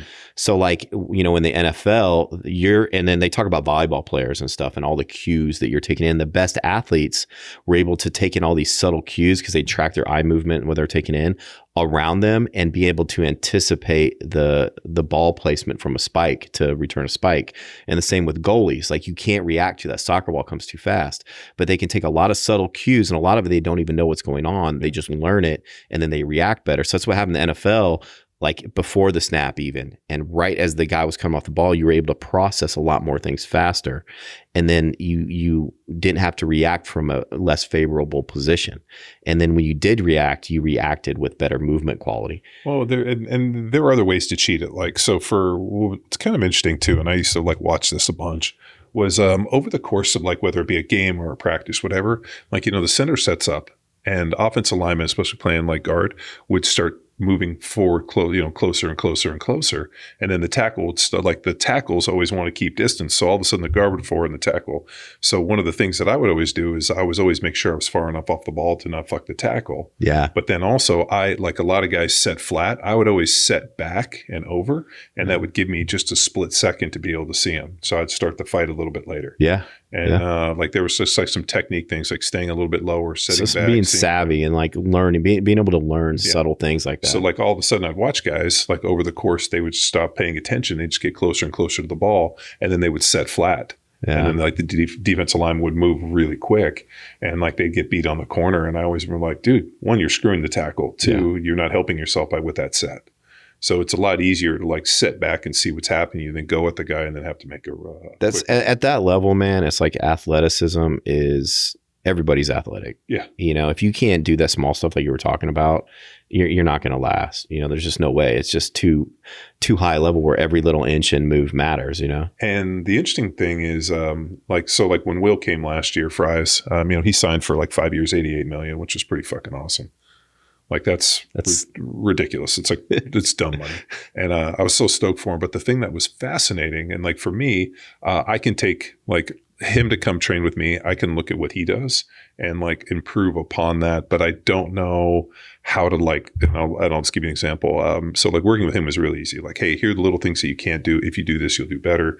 And then we put it into a little bit of like movement, and then it just cleans everything up. Tony Richardson, who was our fullback, played like 17 years. It's funny. I love these names, man. I used to be a Chiefs fan. Okay, like, all these names. Yeah, so like your name, and then like Will Shields. So T Rich was in town. Yeah. And so he hits me up, and like, he was fucking underrated, man. That dude was good. Dude, fucking smash people. Yeah. And not only that, but just an amazing human being. And so he calls me. He's like, hey, I'm working a football camp. We swing by. So I go over, and I was like, yeah, I mean, I'm happy to go over there. So we went over, and like I got there at like 9:00, and I was going to go to open mat at 10. And then he's like, hey, will you hang out and like talk to these kids a little bit and like watch them? And so like these are probably like 9, 10, 11-year-old kids, first time in football pads. And so these coaches are of course out there, and they coach effort, which is what most coaches coach. Mm-hmm. Yeah. Whereas like I come from a different place where like, if I have to coach effort, you're not the right athlete for me. So like, as I'm like, working with like, hey, can you help them on the offensive line? I was like, yeah, sure. So like teaching these kids how to get into a 3-point stance, and like kind of like talking with them and not yelling at them, being like, hey, like, and then realizing like, hey, I'm going to get in my stance, and I just want you to do what I do. And just trying to like teach them some of this movement stuff. So the kids are great. And I left, and then Tony was like, man, those kids really liked you. I'm like, yeah, because I wasn't screaming at them, and I just have never been the type of person that like I shouldn't have to coach effort. Like effort's assumed. Like everybody should want to be the best. And I think that's probably why I probably wouldn't be a good high school football coach, just because I feel like there's like a lot of rah-rah. But even like, going to my daughter's, she plays club basketball, and like seeing like how wound up her coach gets, I'm always like, dude, like, calm down. Like, these are 13-year-old girls. They're going to make mistakes. And the fact that you are like expecting them to not make mistakes. Yeah. So I think like it's so like, these guys are stuck in this kind of like little piece, but like seeing like the greater vision of it and realizing that like at this age, like the skill acquisition, like it's more important that you got comfortable swinging that if the coach, you didn't hit a single pitch.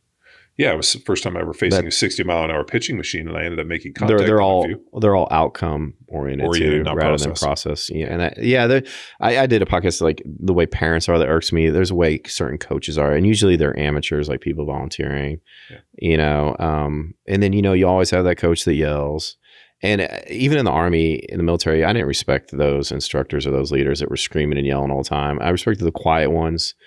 That on the rare occasion they raised their voice, you knew it was strategic, and they were teachers, because that's what you are, man. As a coach, you're a teacher, right? Like at the end of the day. And if you have to yell and scream and your go-to is try harder, then it's like, well, okay. And some kids, they freeze up too. Like you start yelling at them, they're going to freeze up, it's like. In the NFL, like the amount of work that you do during the week in preparation, like once you get to game day, it's fucking game on. And so what was fascinating was guys would fuck up or like a problem, and the coach would be screaming and yelling. I'd just walk away. Yeah. And they'd be like, where are you going? I'm like, dude, like you can't coach on game day. Yeah. Like, hey, if I took a bad set or I misread something, like show me the mistake and allow me to correct it. But screaming at me on game day isn't going to get anything done. Like the coaching already happened. Like you got to let people go. So the coaches I always liked were the guys that are like, hey, like here's the look. This is what they're showing. This is the offense. This is what we're going to do. But like, we'd always watch these, like a young guy, somebody gets hurt, young guy goes in, the coach is over there fucking screaming and yelling at them. Like, just walk away. I'm like, dude, I can't do this. It's pointless. I mean, in the best units of the military, there was no screaming or yelling ever. It was, this is the standard. You meet it or exceed it or you're out. Yeah. And then what they did was they taught you and they counseled you. So they didn't kick you out without giving you a chance to succeed. They told you what you're doing wrong. They told you the standard. They taught you and they gave you a chance. It was very fair.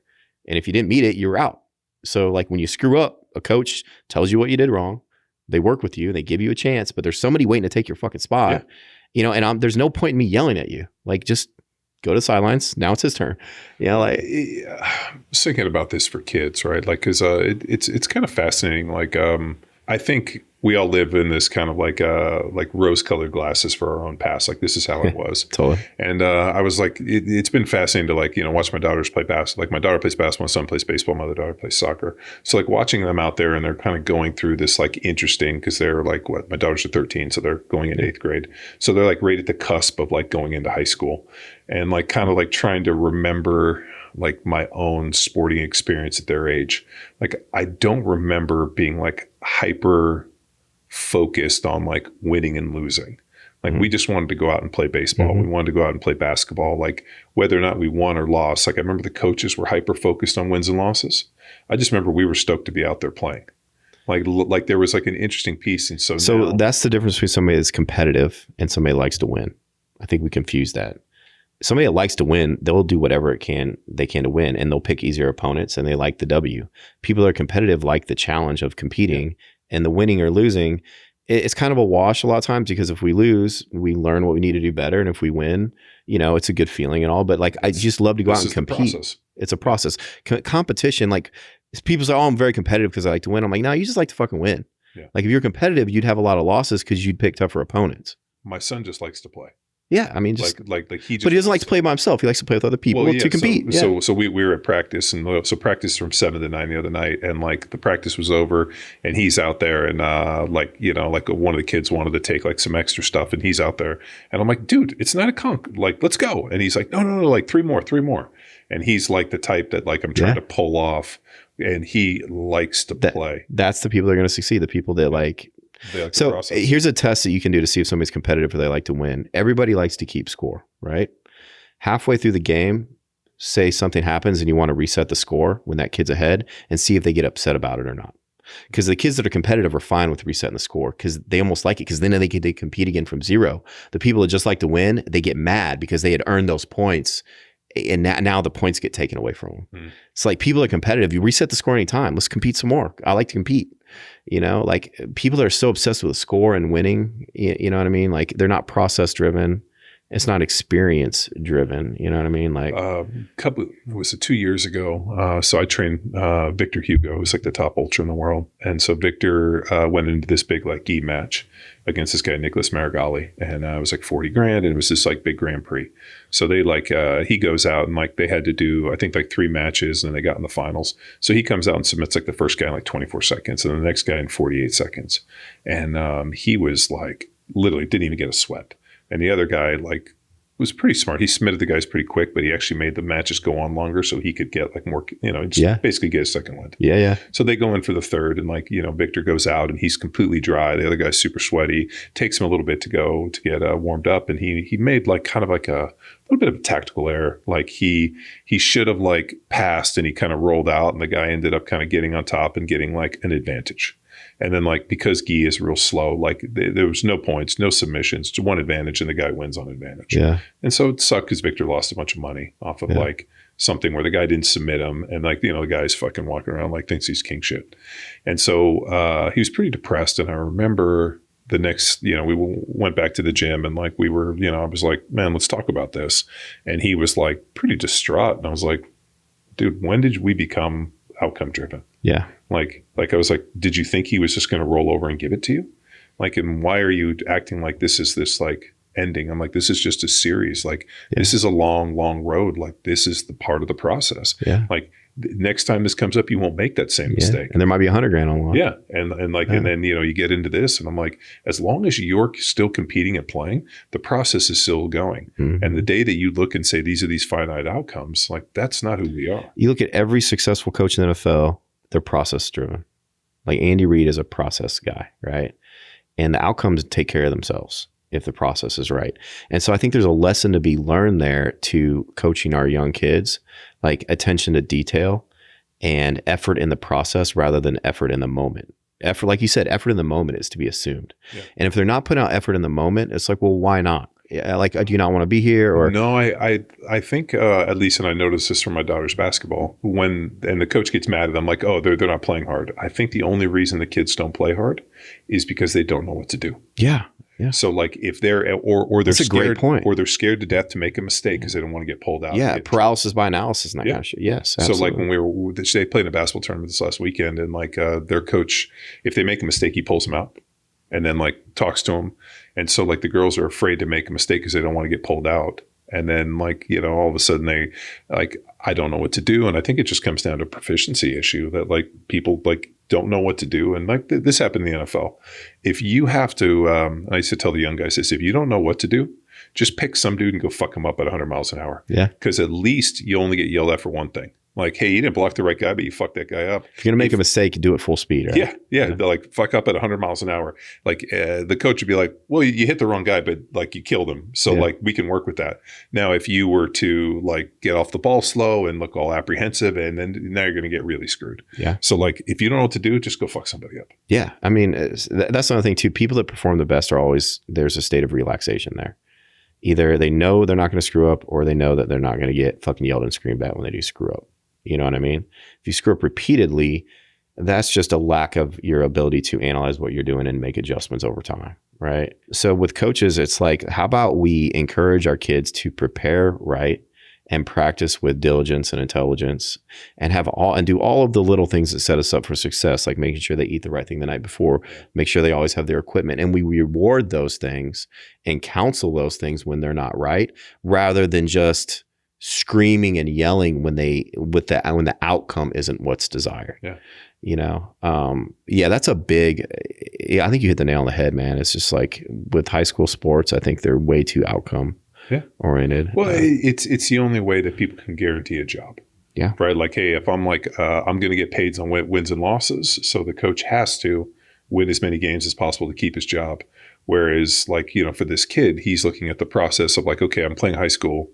I want to try to play longer. Like it's not just like the outcome. Like my goal was never to play high school football. Like my goal, and when I went to college, like I got a scholarship. I mean, my goal was to get a degree. I didn't realize I was going to play in the NFL until all of a sudden the guys I was playing against every day got drafted high. Yeah. And then they were killing the NFL, and I was like, oh shit, this is something I could do. Yeah. So that idea of like, here's the process, like, and jiu-jitsu is an interesting one because you're in this like forever state of process, and they do belts and the whole thing. But like, even if there were no belts, and you wore like a white, and then one day you just got a black, like I think for me, it would not matter. Like I couldn't care less.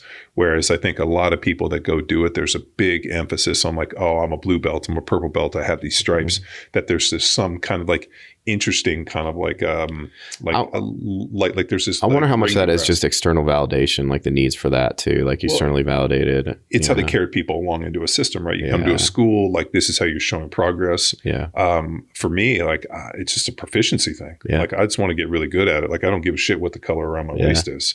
I just want to be good at what I'm doing. And that's kind of, I mean, that extends to all facets of life too. Like these people say, well, there should be no billionaires. Well, that's a stupid fucking argument, first of all. But even if there wasn't, even if every dude that was successful, they took all his fucking money, I don't know how you do that, they'd still fucking work hard. Well, because they're process driven. It back. Yeah, and they'd make it right back again. Yeah, they'd give it to all the other people, and then in 3 years they'd have it all back anyway.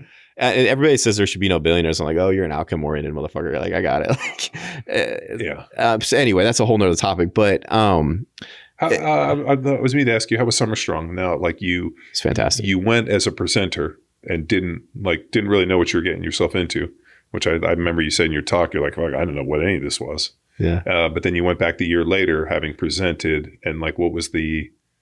It's a group of people that some of the most amazing group of positive people I've ever been around. That they're supportive of things that are much different than what they do. They're open to new information. They're open to learning. There's some of the most successful, renowned people in our industry that show an incredible amount of humility. Like Gunnar Peterson and Chip Morton and Bert Soren, and they're talking to me like I'm their peer. And that's not because I deserve to be their peer in any sense. They're just that type of person to where they just don't. Gunnar's a good fucking dude. He's a great dude. Yeah, he's one of my favorite people. And he just like, he's so funny, and he's such a shit talker. And they're so fucking humble and just like down to earth, man. And like, you talk about an extraordinary wealth of information for people that aren't super full of themselves. Yeah. No, I wasn't able to go this year. My daughter played in she was in a tournament in Dallas. So my wife took her, and then I had my son's all-star baseball start, and then my other daughter had soccer. So it's like the first week, or the first time I'd missed it in years. And it's always good to not only see people, but like the environment and see it grow. And the food's always awesome. It's like a form of therapy for me now. I go back there and I see the positive things because Instagram's so gross half the time. No, I will tell people this, like for the people out there that are like, social media is, it's not the real world. I'll tell you this, like people are like, well, powerlifting is where it's at. Bodybuilding sucks, or that doesn't grow big muscle, or yoga sucks, and Pilates or this and that, and they have their thing, right? And everything else sucks. I'll tell you this, some of the best powerlifters, bodybuilders, yoga practitioners, survivalists, movement specialists are at Sorinex, and none of them feel that way. They're all welcoming and open to every other forms of fitness and concepts out there. What's your take on this big like kind of push towards science-based muscle and hypertrophy and science-based training, where it seems like these guys that are just like, what's like fatigue and this? I mean, like I like. It looks insane to me. It's like people shooting a weapon that aren't qualified to shoot that weapon. And it's really fucking scary because it's a great weapon. Science is a great weapon that we have. It's a great tool at our disposal. It's like when you hand a 6-year-old a jackhammer and it's like bad shit's going to happen. So people are taking this science that is good science, but science, we know this, scientists know this. Science doesn't prove anything. It presents evidence for, right? And it provides you with maybe a foundation, right? But people, they get so myopic and narrowly focused on one study or one form that they're misusing a valuable tool. And science always has a place, but so does experience. And I feel like the scientists know that, the people actually doing the research. Because if you actually read the studies and you go down to limitations, you'll find out like what they were trying to do and all of the limitations and all the additional research and why this might not be complete, because they know it and they did the research. But the people that read the abstract, they go and say that it's like this like irrefutable fact without any context, are doing a disservice to the actual scientist that did the research in the first place. Yeah. So yeah, I think it's just, and like anything else, like the internet should be an amazing place. It's a fucking cesspool, and science is a great thing. And it's just idiots are using a fucking 6-year-olds using a jackhammer. Yeah. They're going to break a bunch of shit. And I think that's what it is. Like every time I see a study, I'm like, that's interesting, but I'm not like, oh my God, like, like for a long time, there was always multiple mechanisms for hypertrophy. So there was like, it was like metabolites and, like they went through and there was all, and they figured out that it was basically, tension, working towards failure, that the closer you get to it, but obviously the higher the percentage of weight, like the farther away from failure you can get. Like, if it's, the driver's 30 reps and you get 29, you didn't get it. I think that makes inherent sense too. Yeah, no, but like all this stuff got proved in the training. Yeah. Like, I didn't need a study to. Yeah. Like we didn't need a study to, so it's pretty interesting. Like I think the science stuff and especially the science-based lifters, the fascinating thing is whenever you see these guys talking, they don't really look like they lift weights. No. And then you'll see like kind of like the meathead dudes. And I'm like, like it's because at some point in time you have to have some fucking effort. You know what I mean? And here's the thing with like time under tension, right? People hate that term, but here's the thing. Tension is in that term. So there's 2 ways to take medicine. You can either take I'm just talking about hypertrophy here, not strength, right? Everybody knows you cannot get really strong by doing light weights for high reps, just specificity, right? Yeah. But there's 2 ways to take medicine. You can either take a large dose, which is a high amount of mechanical tension, or you can expose your body to a low dose over a longer period of time. So when people say time under tension, there is value there if you're trying to get big muscles, because the downside to high loads of mechanical tension, it's very demanding on your nervous system. Yep. It drains you neurologically, where low dose, longer time under tension does not drain you neurologically. So the best thing, obviously, is what people have been doing for fucking ever. They mix the two. Yeah. They get the benefits from the high amount of mechanical tension and even moderate amounts, like sets of 8 to 20. And another thing is like, there's not a big difference between a set of 6 and a set of 9. There's really fucking not. You're like, we obsess over this minutia. Like there's not. Like if a set of 6 at 85% and a set of 9 at 77%, there's a difference, but it's not that big a difference, right? In pumping iron, Arnold had a pretty good statement when they asked him about rep ranges, and or maybe it wasn't in pumping iron, but he basically they asked him like, hey, like what's the rep range to put on muscle? And he talked about the next one. If I get 8 and then I can get 9, it's 9. If I can get 10, it's 10. Yeah. But if I can't get that one, it was the one before that. Yeah. You know? So the idea of like always chasing for one more rep. Yeah. And the idea of like, you know, and so that's kind of where I go back to a little bit of like the idea of always leaving like reps in reserve. Yeah. And it's like you can leave the reps in reserve if it's at a very high percentage of 1RM. Like if it's a and double, you should. if you can get a triple at 90 and you get 2, you're getting 99.9% of it. Exactly. But if you're leaving reps in reserve at like 50% of your 1RM, it's a fucking waste of time. Well, here's another thing too, is like people don't understand what reps in reserve is. I always try to explain it to people. I'm like, you try to push the bar as fast as you can. And you know, and you can get big muscle by not doing that, sure, but you need to push the bar as fast as you can.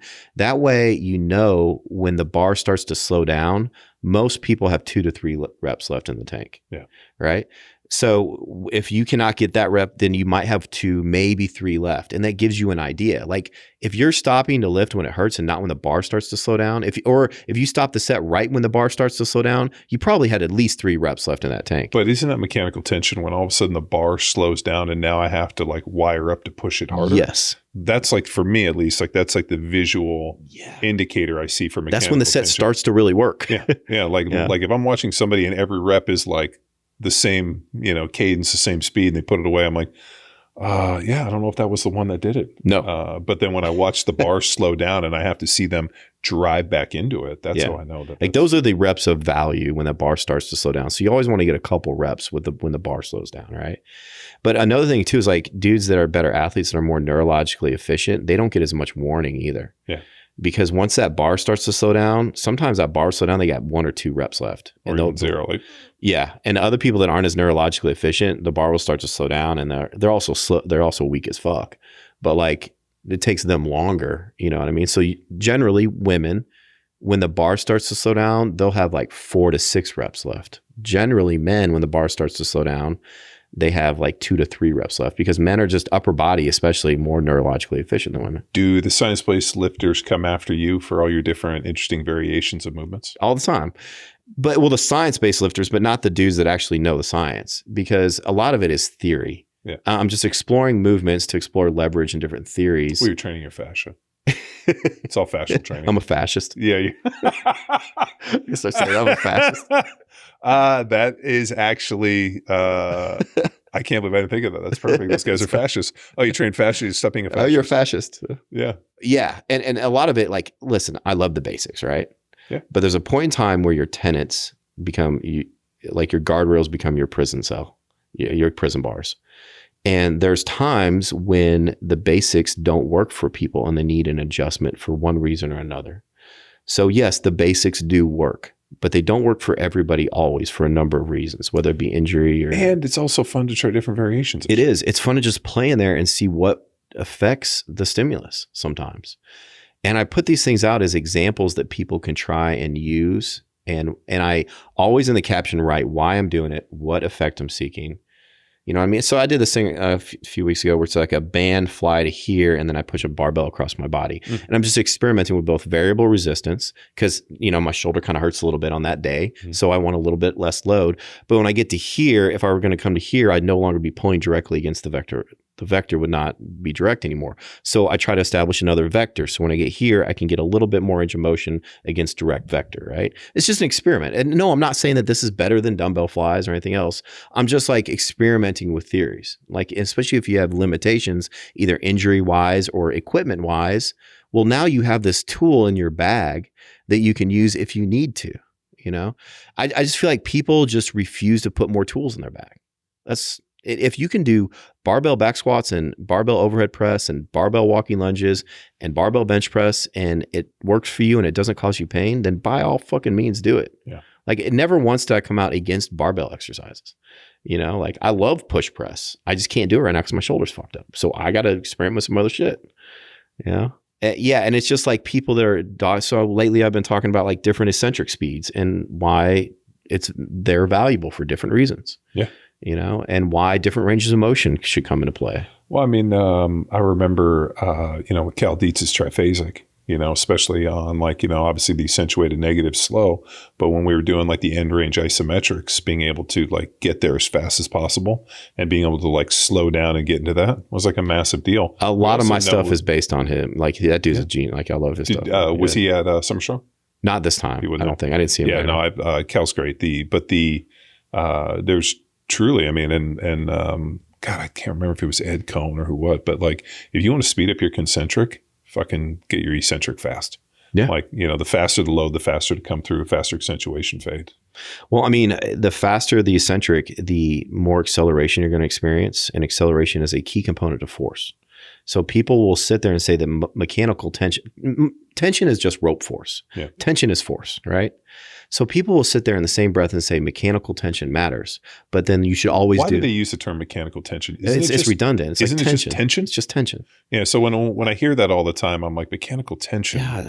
Like I'm trying to think of other ways you can have tension. Like there can be like hydraulic or something tension maybe or something like that. Yeah, I mean, I think mechanical. Well, that would be PSI, right? Like yeah. more like because when you think about like hydraulic, like you're forcing into a ram, so now all of a sudden the hydraulics are able to kind of.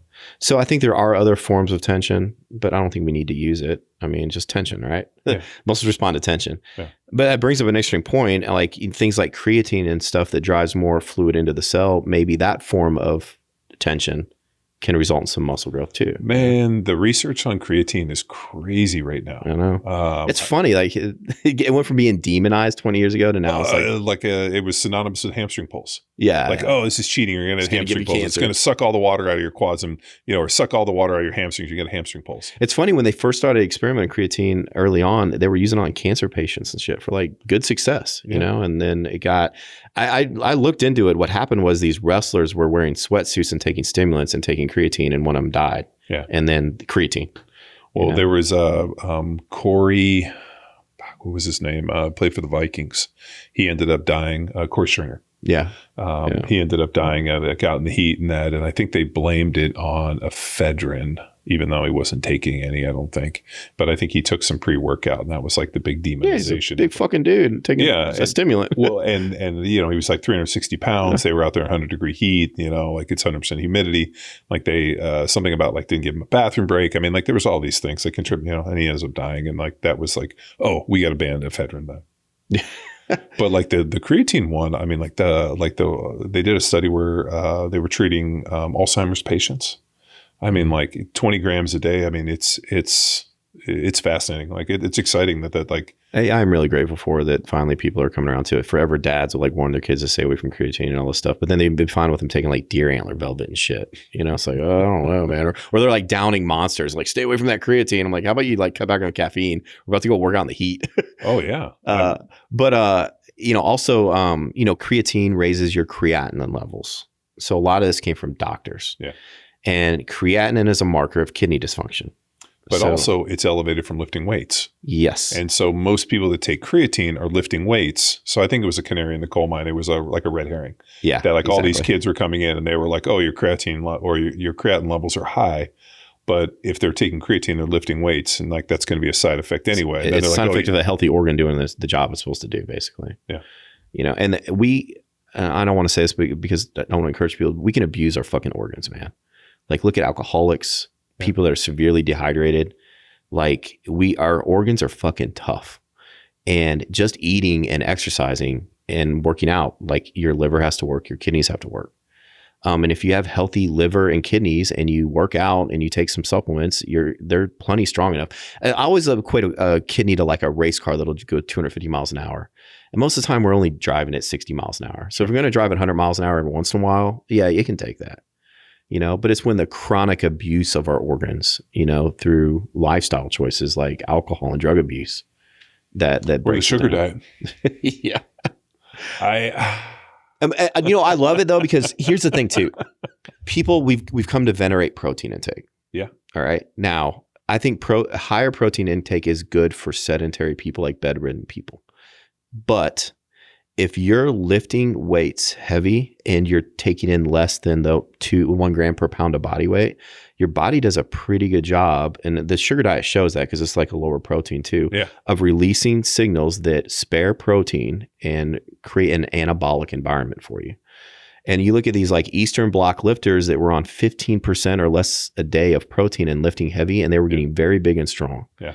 So there's a lot of different, like protein is very essential to a certain point. And then how essential it is and what point that is depends a lot on what you were doing and what else you're consuming. Do you think that the protein recommendations are overblown? Well, right now the RDA recommendations are incredibly low. Well, I mean, like always the gold standard has always been that 1 gram of protein per pound of body weight. I'm a big fan for that because it's a round number, and most people don't get it normally. So it gives you it's easy math because everybody knows what their pound. So when you say like 1.7 per kilogram, like it fucks with people, right? And we know it's not dangerous. Like if your organs are healthy, we know it's not dangerous for you. It's easy math, and most people don't get it. And so studies don't really show much benefit over 1.7 grams per kilogram. Mm-hmm. Most studies taper out about 1.2 grams per kilogram. Mm-hmm. But we know that, so 1.7 is a little bit lower than 1 gram per pound. But we know that 1 gram per pound isn't dangerous. And why not shoot for a little bit higher if you might get a little bit more benefit from it? Mm-hmm. But it also goes to show you that we shouldn't freak out if we don't get like our 1 gram per pound a day every once in a while. And that the resistance training is much more important than excessive protein intake day in, day out. But the general population, they don't get much protein at all, really, like unless they're in a hypercaloric state. Mm. So they cite these studies that like Americans get more protein than we need. Yes, but we do that by also getting in far more calories than we need. Yeah. So people that normally get in too much protein, they're also getting in too many calories. Yeah, they're eating like 4,000 or 5,000 calories. Yeah, so protein. It's not like they're eating like 300 grams of protein at like 1,800 calories. No. So and that's where, and then they have these adverse health effects, and then it's like causation correlation is like, well, they're in a hypercaloric diet, and the protein sources they're getting aren't like ideal. It's like from sausages and processed food and shit. So there's just protein is very important to a certain point, and then I don't think it's very important at all. So, but if you're trying to diet down and shit, and you're in a hypocaloric state, I think it's very important to keep your protein very high. Yeah, because it's satiating. Yeah, and, it's satiating, and it's anti-catabolic. And one of the guys who trained with Marty was like asked me, he's like, "Hey man, we do the sugar diet for like 72 hours." And I was like, yeah, at the very end, like we got 16 weeks in this thing. I was like, I'll at some point I'll do happily. I just I don't do well on Sour Patch Kids, and that type of stuff. So if it was like fruit juice and fruit, like I could probably do it. Problem is, I just don't have a sweet tooth. I don't either, man. That diet sounds gross to me. No, I just don't have a sweet tooth. Like I don't really like desserts. I mean, like if we went out and have ice cream, like I might have ice cream, I might not. Like if they have a coffee, I'll drink the coffee. Yeah. I'm just not a sugary like person.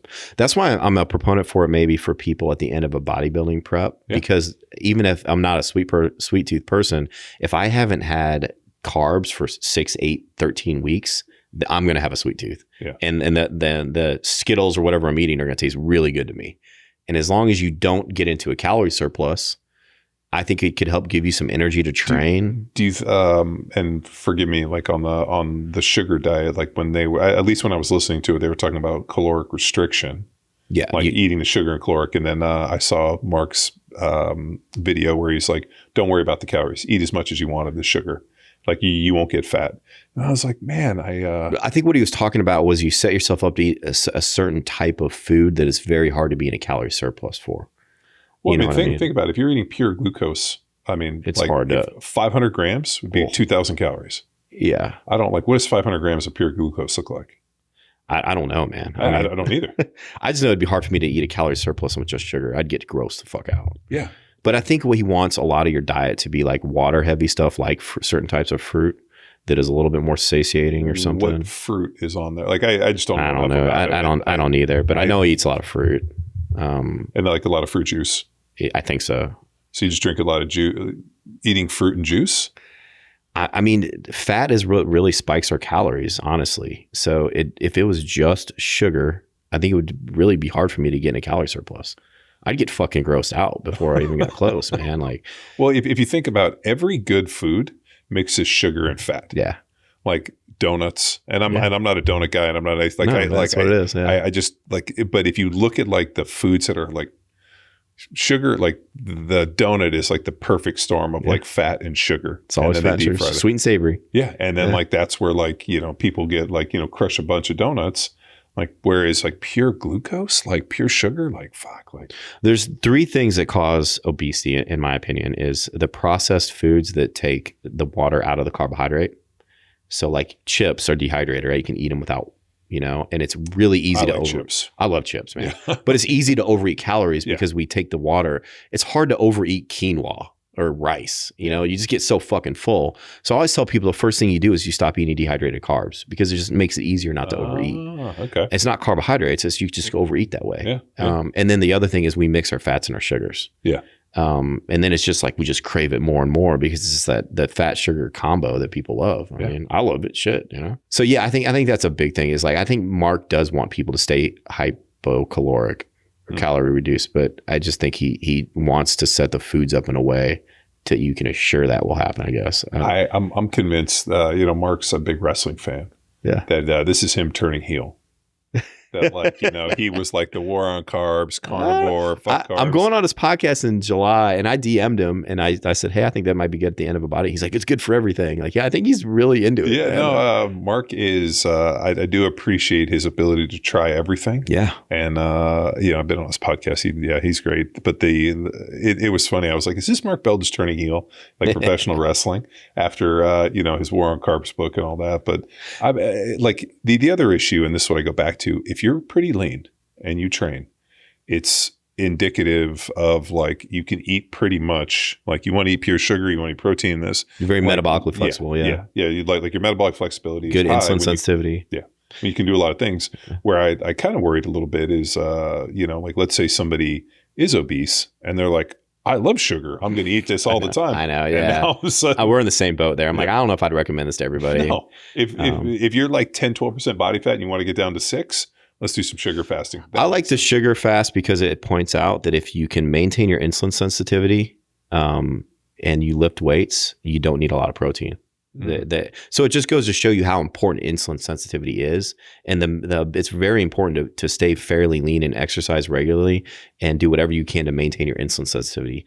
Because then when you take in things like sugar, probably you should do that not on a regular basis, but like let's say I go over the deep end and I'm a very lean insulin sensitive person. That's probably a good thing for me because I probably get this huge insulin spike and I probably become very anabolic for that one day. But when you take in sugar day in and day out in a hypercaloric state, no, the sugar's not good for you.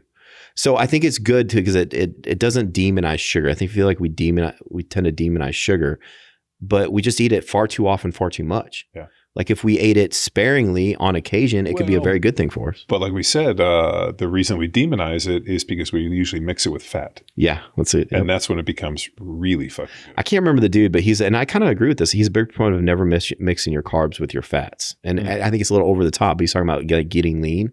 Like he would have a high protein, high carb meal earlier in the day after he trained. And then at night, he would have a high fat, high protein, low carb meal. That was always what we always did. We always partitioned carbohydrates around training. It sounds like it would be a great way to. I remember had John Meadows on the podcast, God rest his soul. And he sent me a bunch of diet stuff. His stuff was like pre, peri, and post workout, all your carbs. So if you're going to have 500 grams of carbohydrates, you're going to have 100 before you train. You're going to have 50 to 75 when you train, and then you're going to have it, and you're going to do it all in the morning. Mm-hmm. And then as you get to the end of the day, there was no carbohydrates, and that's when you ate all your proteins and your fats. Yeah. I tend to agree with that, man. That's a good way to do it. And then the type of sugar too, like before you train, like Andy Galpin talks about like people before they run, like mixing, you want a certain amount of your sugars to be fructose because they go to the liver and you have receptor saturation if it's all one type of saccharide, and to mix like some sucrose with some fructose pre-training to give you that sustained energy. I think that's all good stuff, man. Yeah. There was something called Vitargo we used to take called Swedish waxy maize. Yeah. Waxy maize is huge. Yeah, we used to take that for the Perry stuff. Yeah. Like that was like pretty good and provided really good pumps. Yeah. But yeah, the idea of like the farther you get away, like you don't mix your fats and your carbs. I would tend to agree with that. I think that's a pretty good strategy, like especially at night, man, because it's really easy to overeat calories if you're mixing fats and carbs at night, for no apparent gain. And another thing too is people, they try to divide months, weeks, and days down into, and are you anabolic or are you catabolic? Well, think about this. Like we can be in a calorie deficit total for that day, but we can strategically give ourselves a calorie surplus to make ourselves anabolic at certain points during that day as well. like before and especially after training, I can get in a calorie surplus and I can be anabolic for 3 hours during that day. And then I can be catabolic the rest of the day, And so like every day doesn't have to be, this is a catabolic day or this is, If you're using performance enhancing drugs, is there really ever a catabolic state that you're in? Like it would be very hard. Yeah, it'd be like your positive nitrogen retention, like you're always in this kind of like positive deal. And I think that's where some of the questions are interesting for like Mark's sugar diet, right? Yeah. Like if you're taking a bunch of gas and you're already fairly lean, like you already have some things that are supporting lean muscle, and now you're just jamming a bunch of sugar into the system. Well, that's one of the downsides to bodybuilding is because people started taking the advice of enhanced lifters as far as training and diet goes. So yeah, for non-enhanced lifters. Yeah, incredible amounts of volume. It's infrequent. Like they do triceps one day a week, but they do 80 sets of it. Yeah. A dude on a gram of testosterone can fucking do that. You can't. Yeah. You need more frequency, less volume, and then also when you looked at their diets, a lot of them were incredibly low in fat. It's just an enormous amount of protein. An enormous amount of carbs. But if you're on steroids, you can both get away with you eating less protein and stay anabolic, and you can utilize more protein. So it helps you on both ends of the curve. Oh, because it improves protein synthesis and your ability to digest protein. And it keeps you anti-catabolic if you don't get enough protein. So an unnatural lifter can get away with a lot more than a natural lifter. Yeah. So, they were giving these recommendations to people, and these people are eating like broccoli and chicken breast 6 times a day. And it's like, you're not on steroids. You need some, polyunsaturated fats in there. You need some avocado fats. Yeah. I mean, like so that's the biggest disservice is like, you can't train. Chicken. I do too, man. I despise chicken. And the only time I actually like turkey, but the only time chicken works in is if I eat too much like either ground beef or something like 80-20 and the fat's too high. And then all of a sudden the fat gets to the end of the day and you're like, fuck. I'll eat chicken when I don't feel like meat and I just don't want to taste it. I'll put some chicken in there. But usually it's beef, man. I love beef and game meat.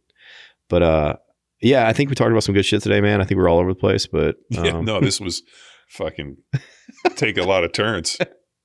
I don't really know what this podcast is about. It's about a lot of stuff. Sometimes you just got to riff. Yeah. So what's coming up for you? Anything cool? Not really. I'm going out to see Mark Bell in a few weeks. I'm working on that book, so taking a lot of downtime to do the writing for that. Nice. It turns out it's a lot of work to write a book, man. Yeah. I didn't realize. Dude, it is a lot of work. Like I was going to say, hey, so, I've been running that page for Sports Illustrated called The Everyday Athlete. I was going to see if you wanted to be a contributor.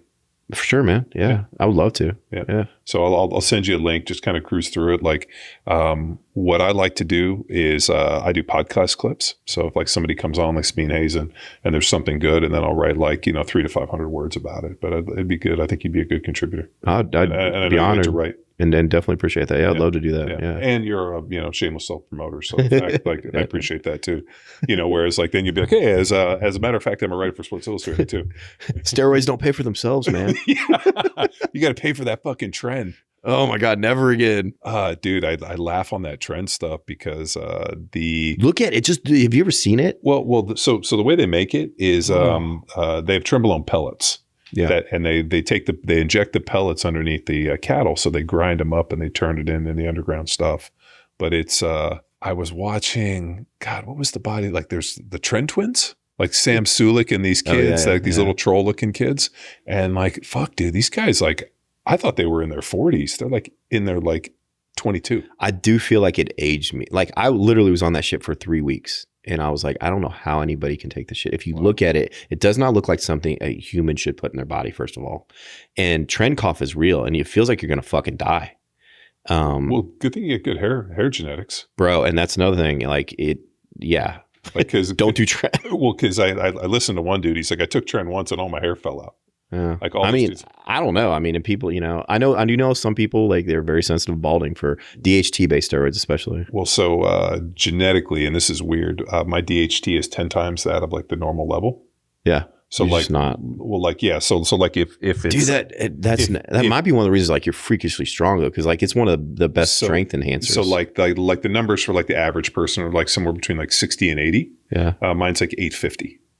and has my entire life. Yeah. And what's weird is I like my PSA number is like a 0.02 Yeah. or 1. Like I have no prostate issues. Yeah. I have full head of hair. Like my skin, I don't break it. Yeah. If you're not sensitive to it, I don't have any excess body hair. And like Doc Parsley was funny. I remember when we were going over all my blood work, he's like, this is retarded.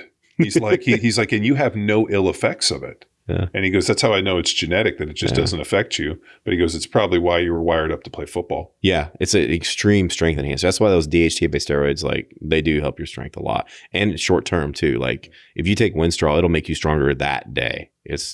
Which is also very dangerous for your tendons and shit. You know?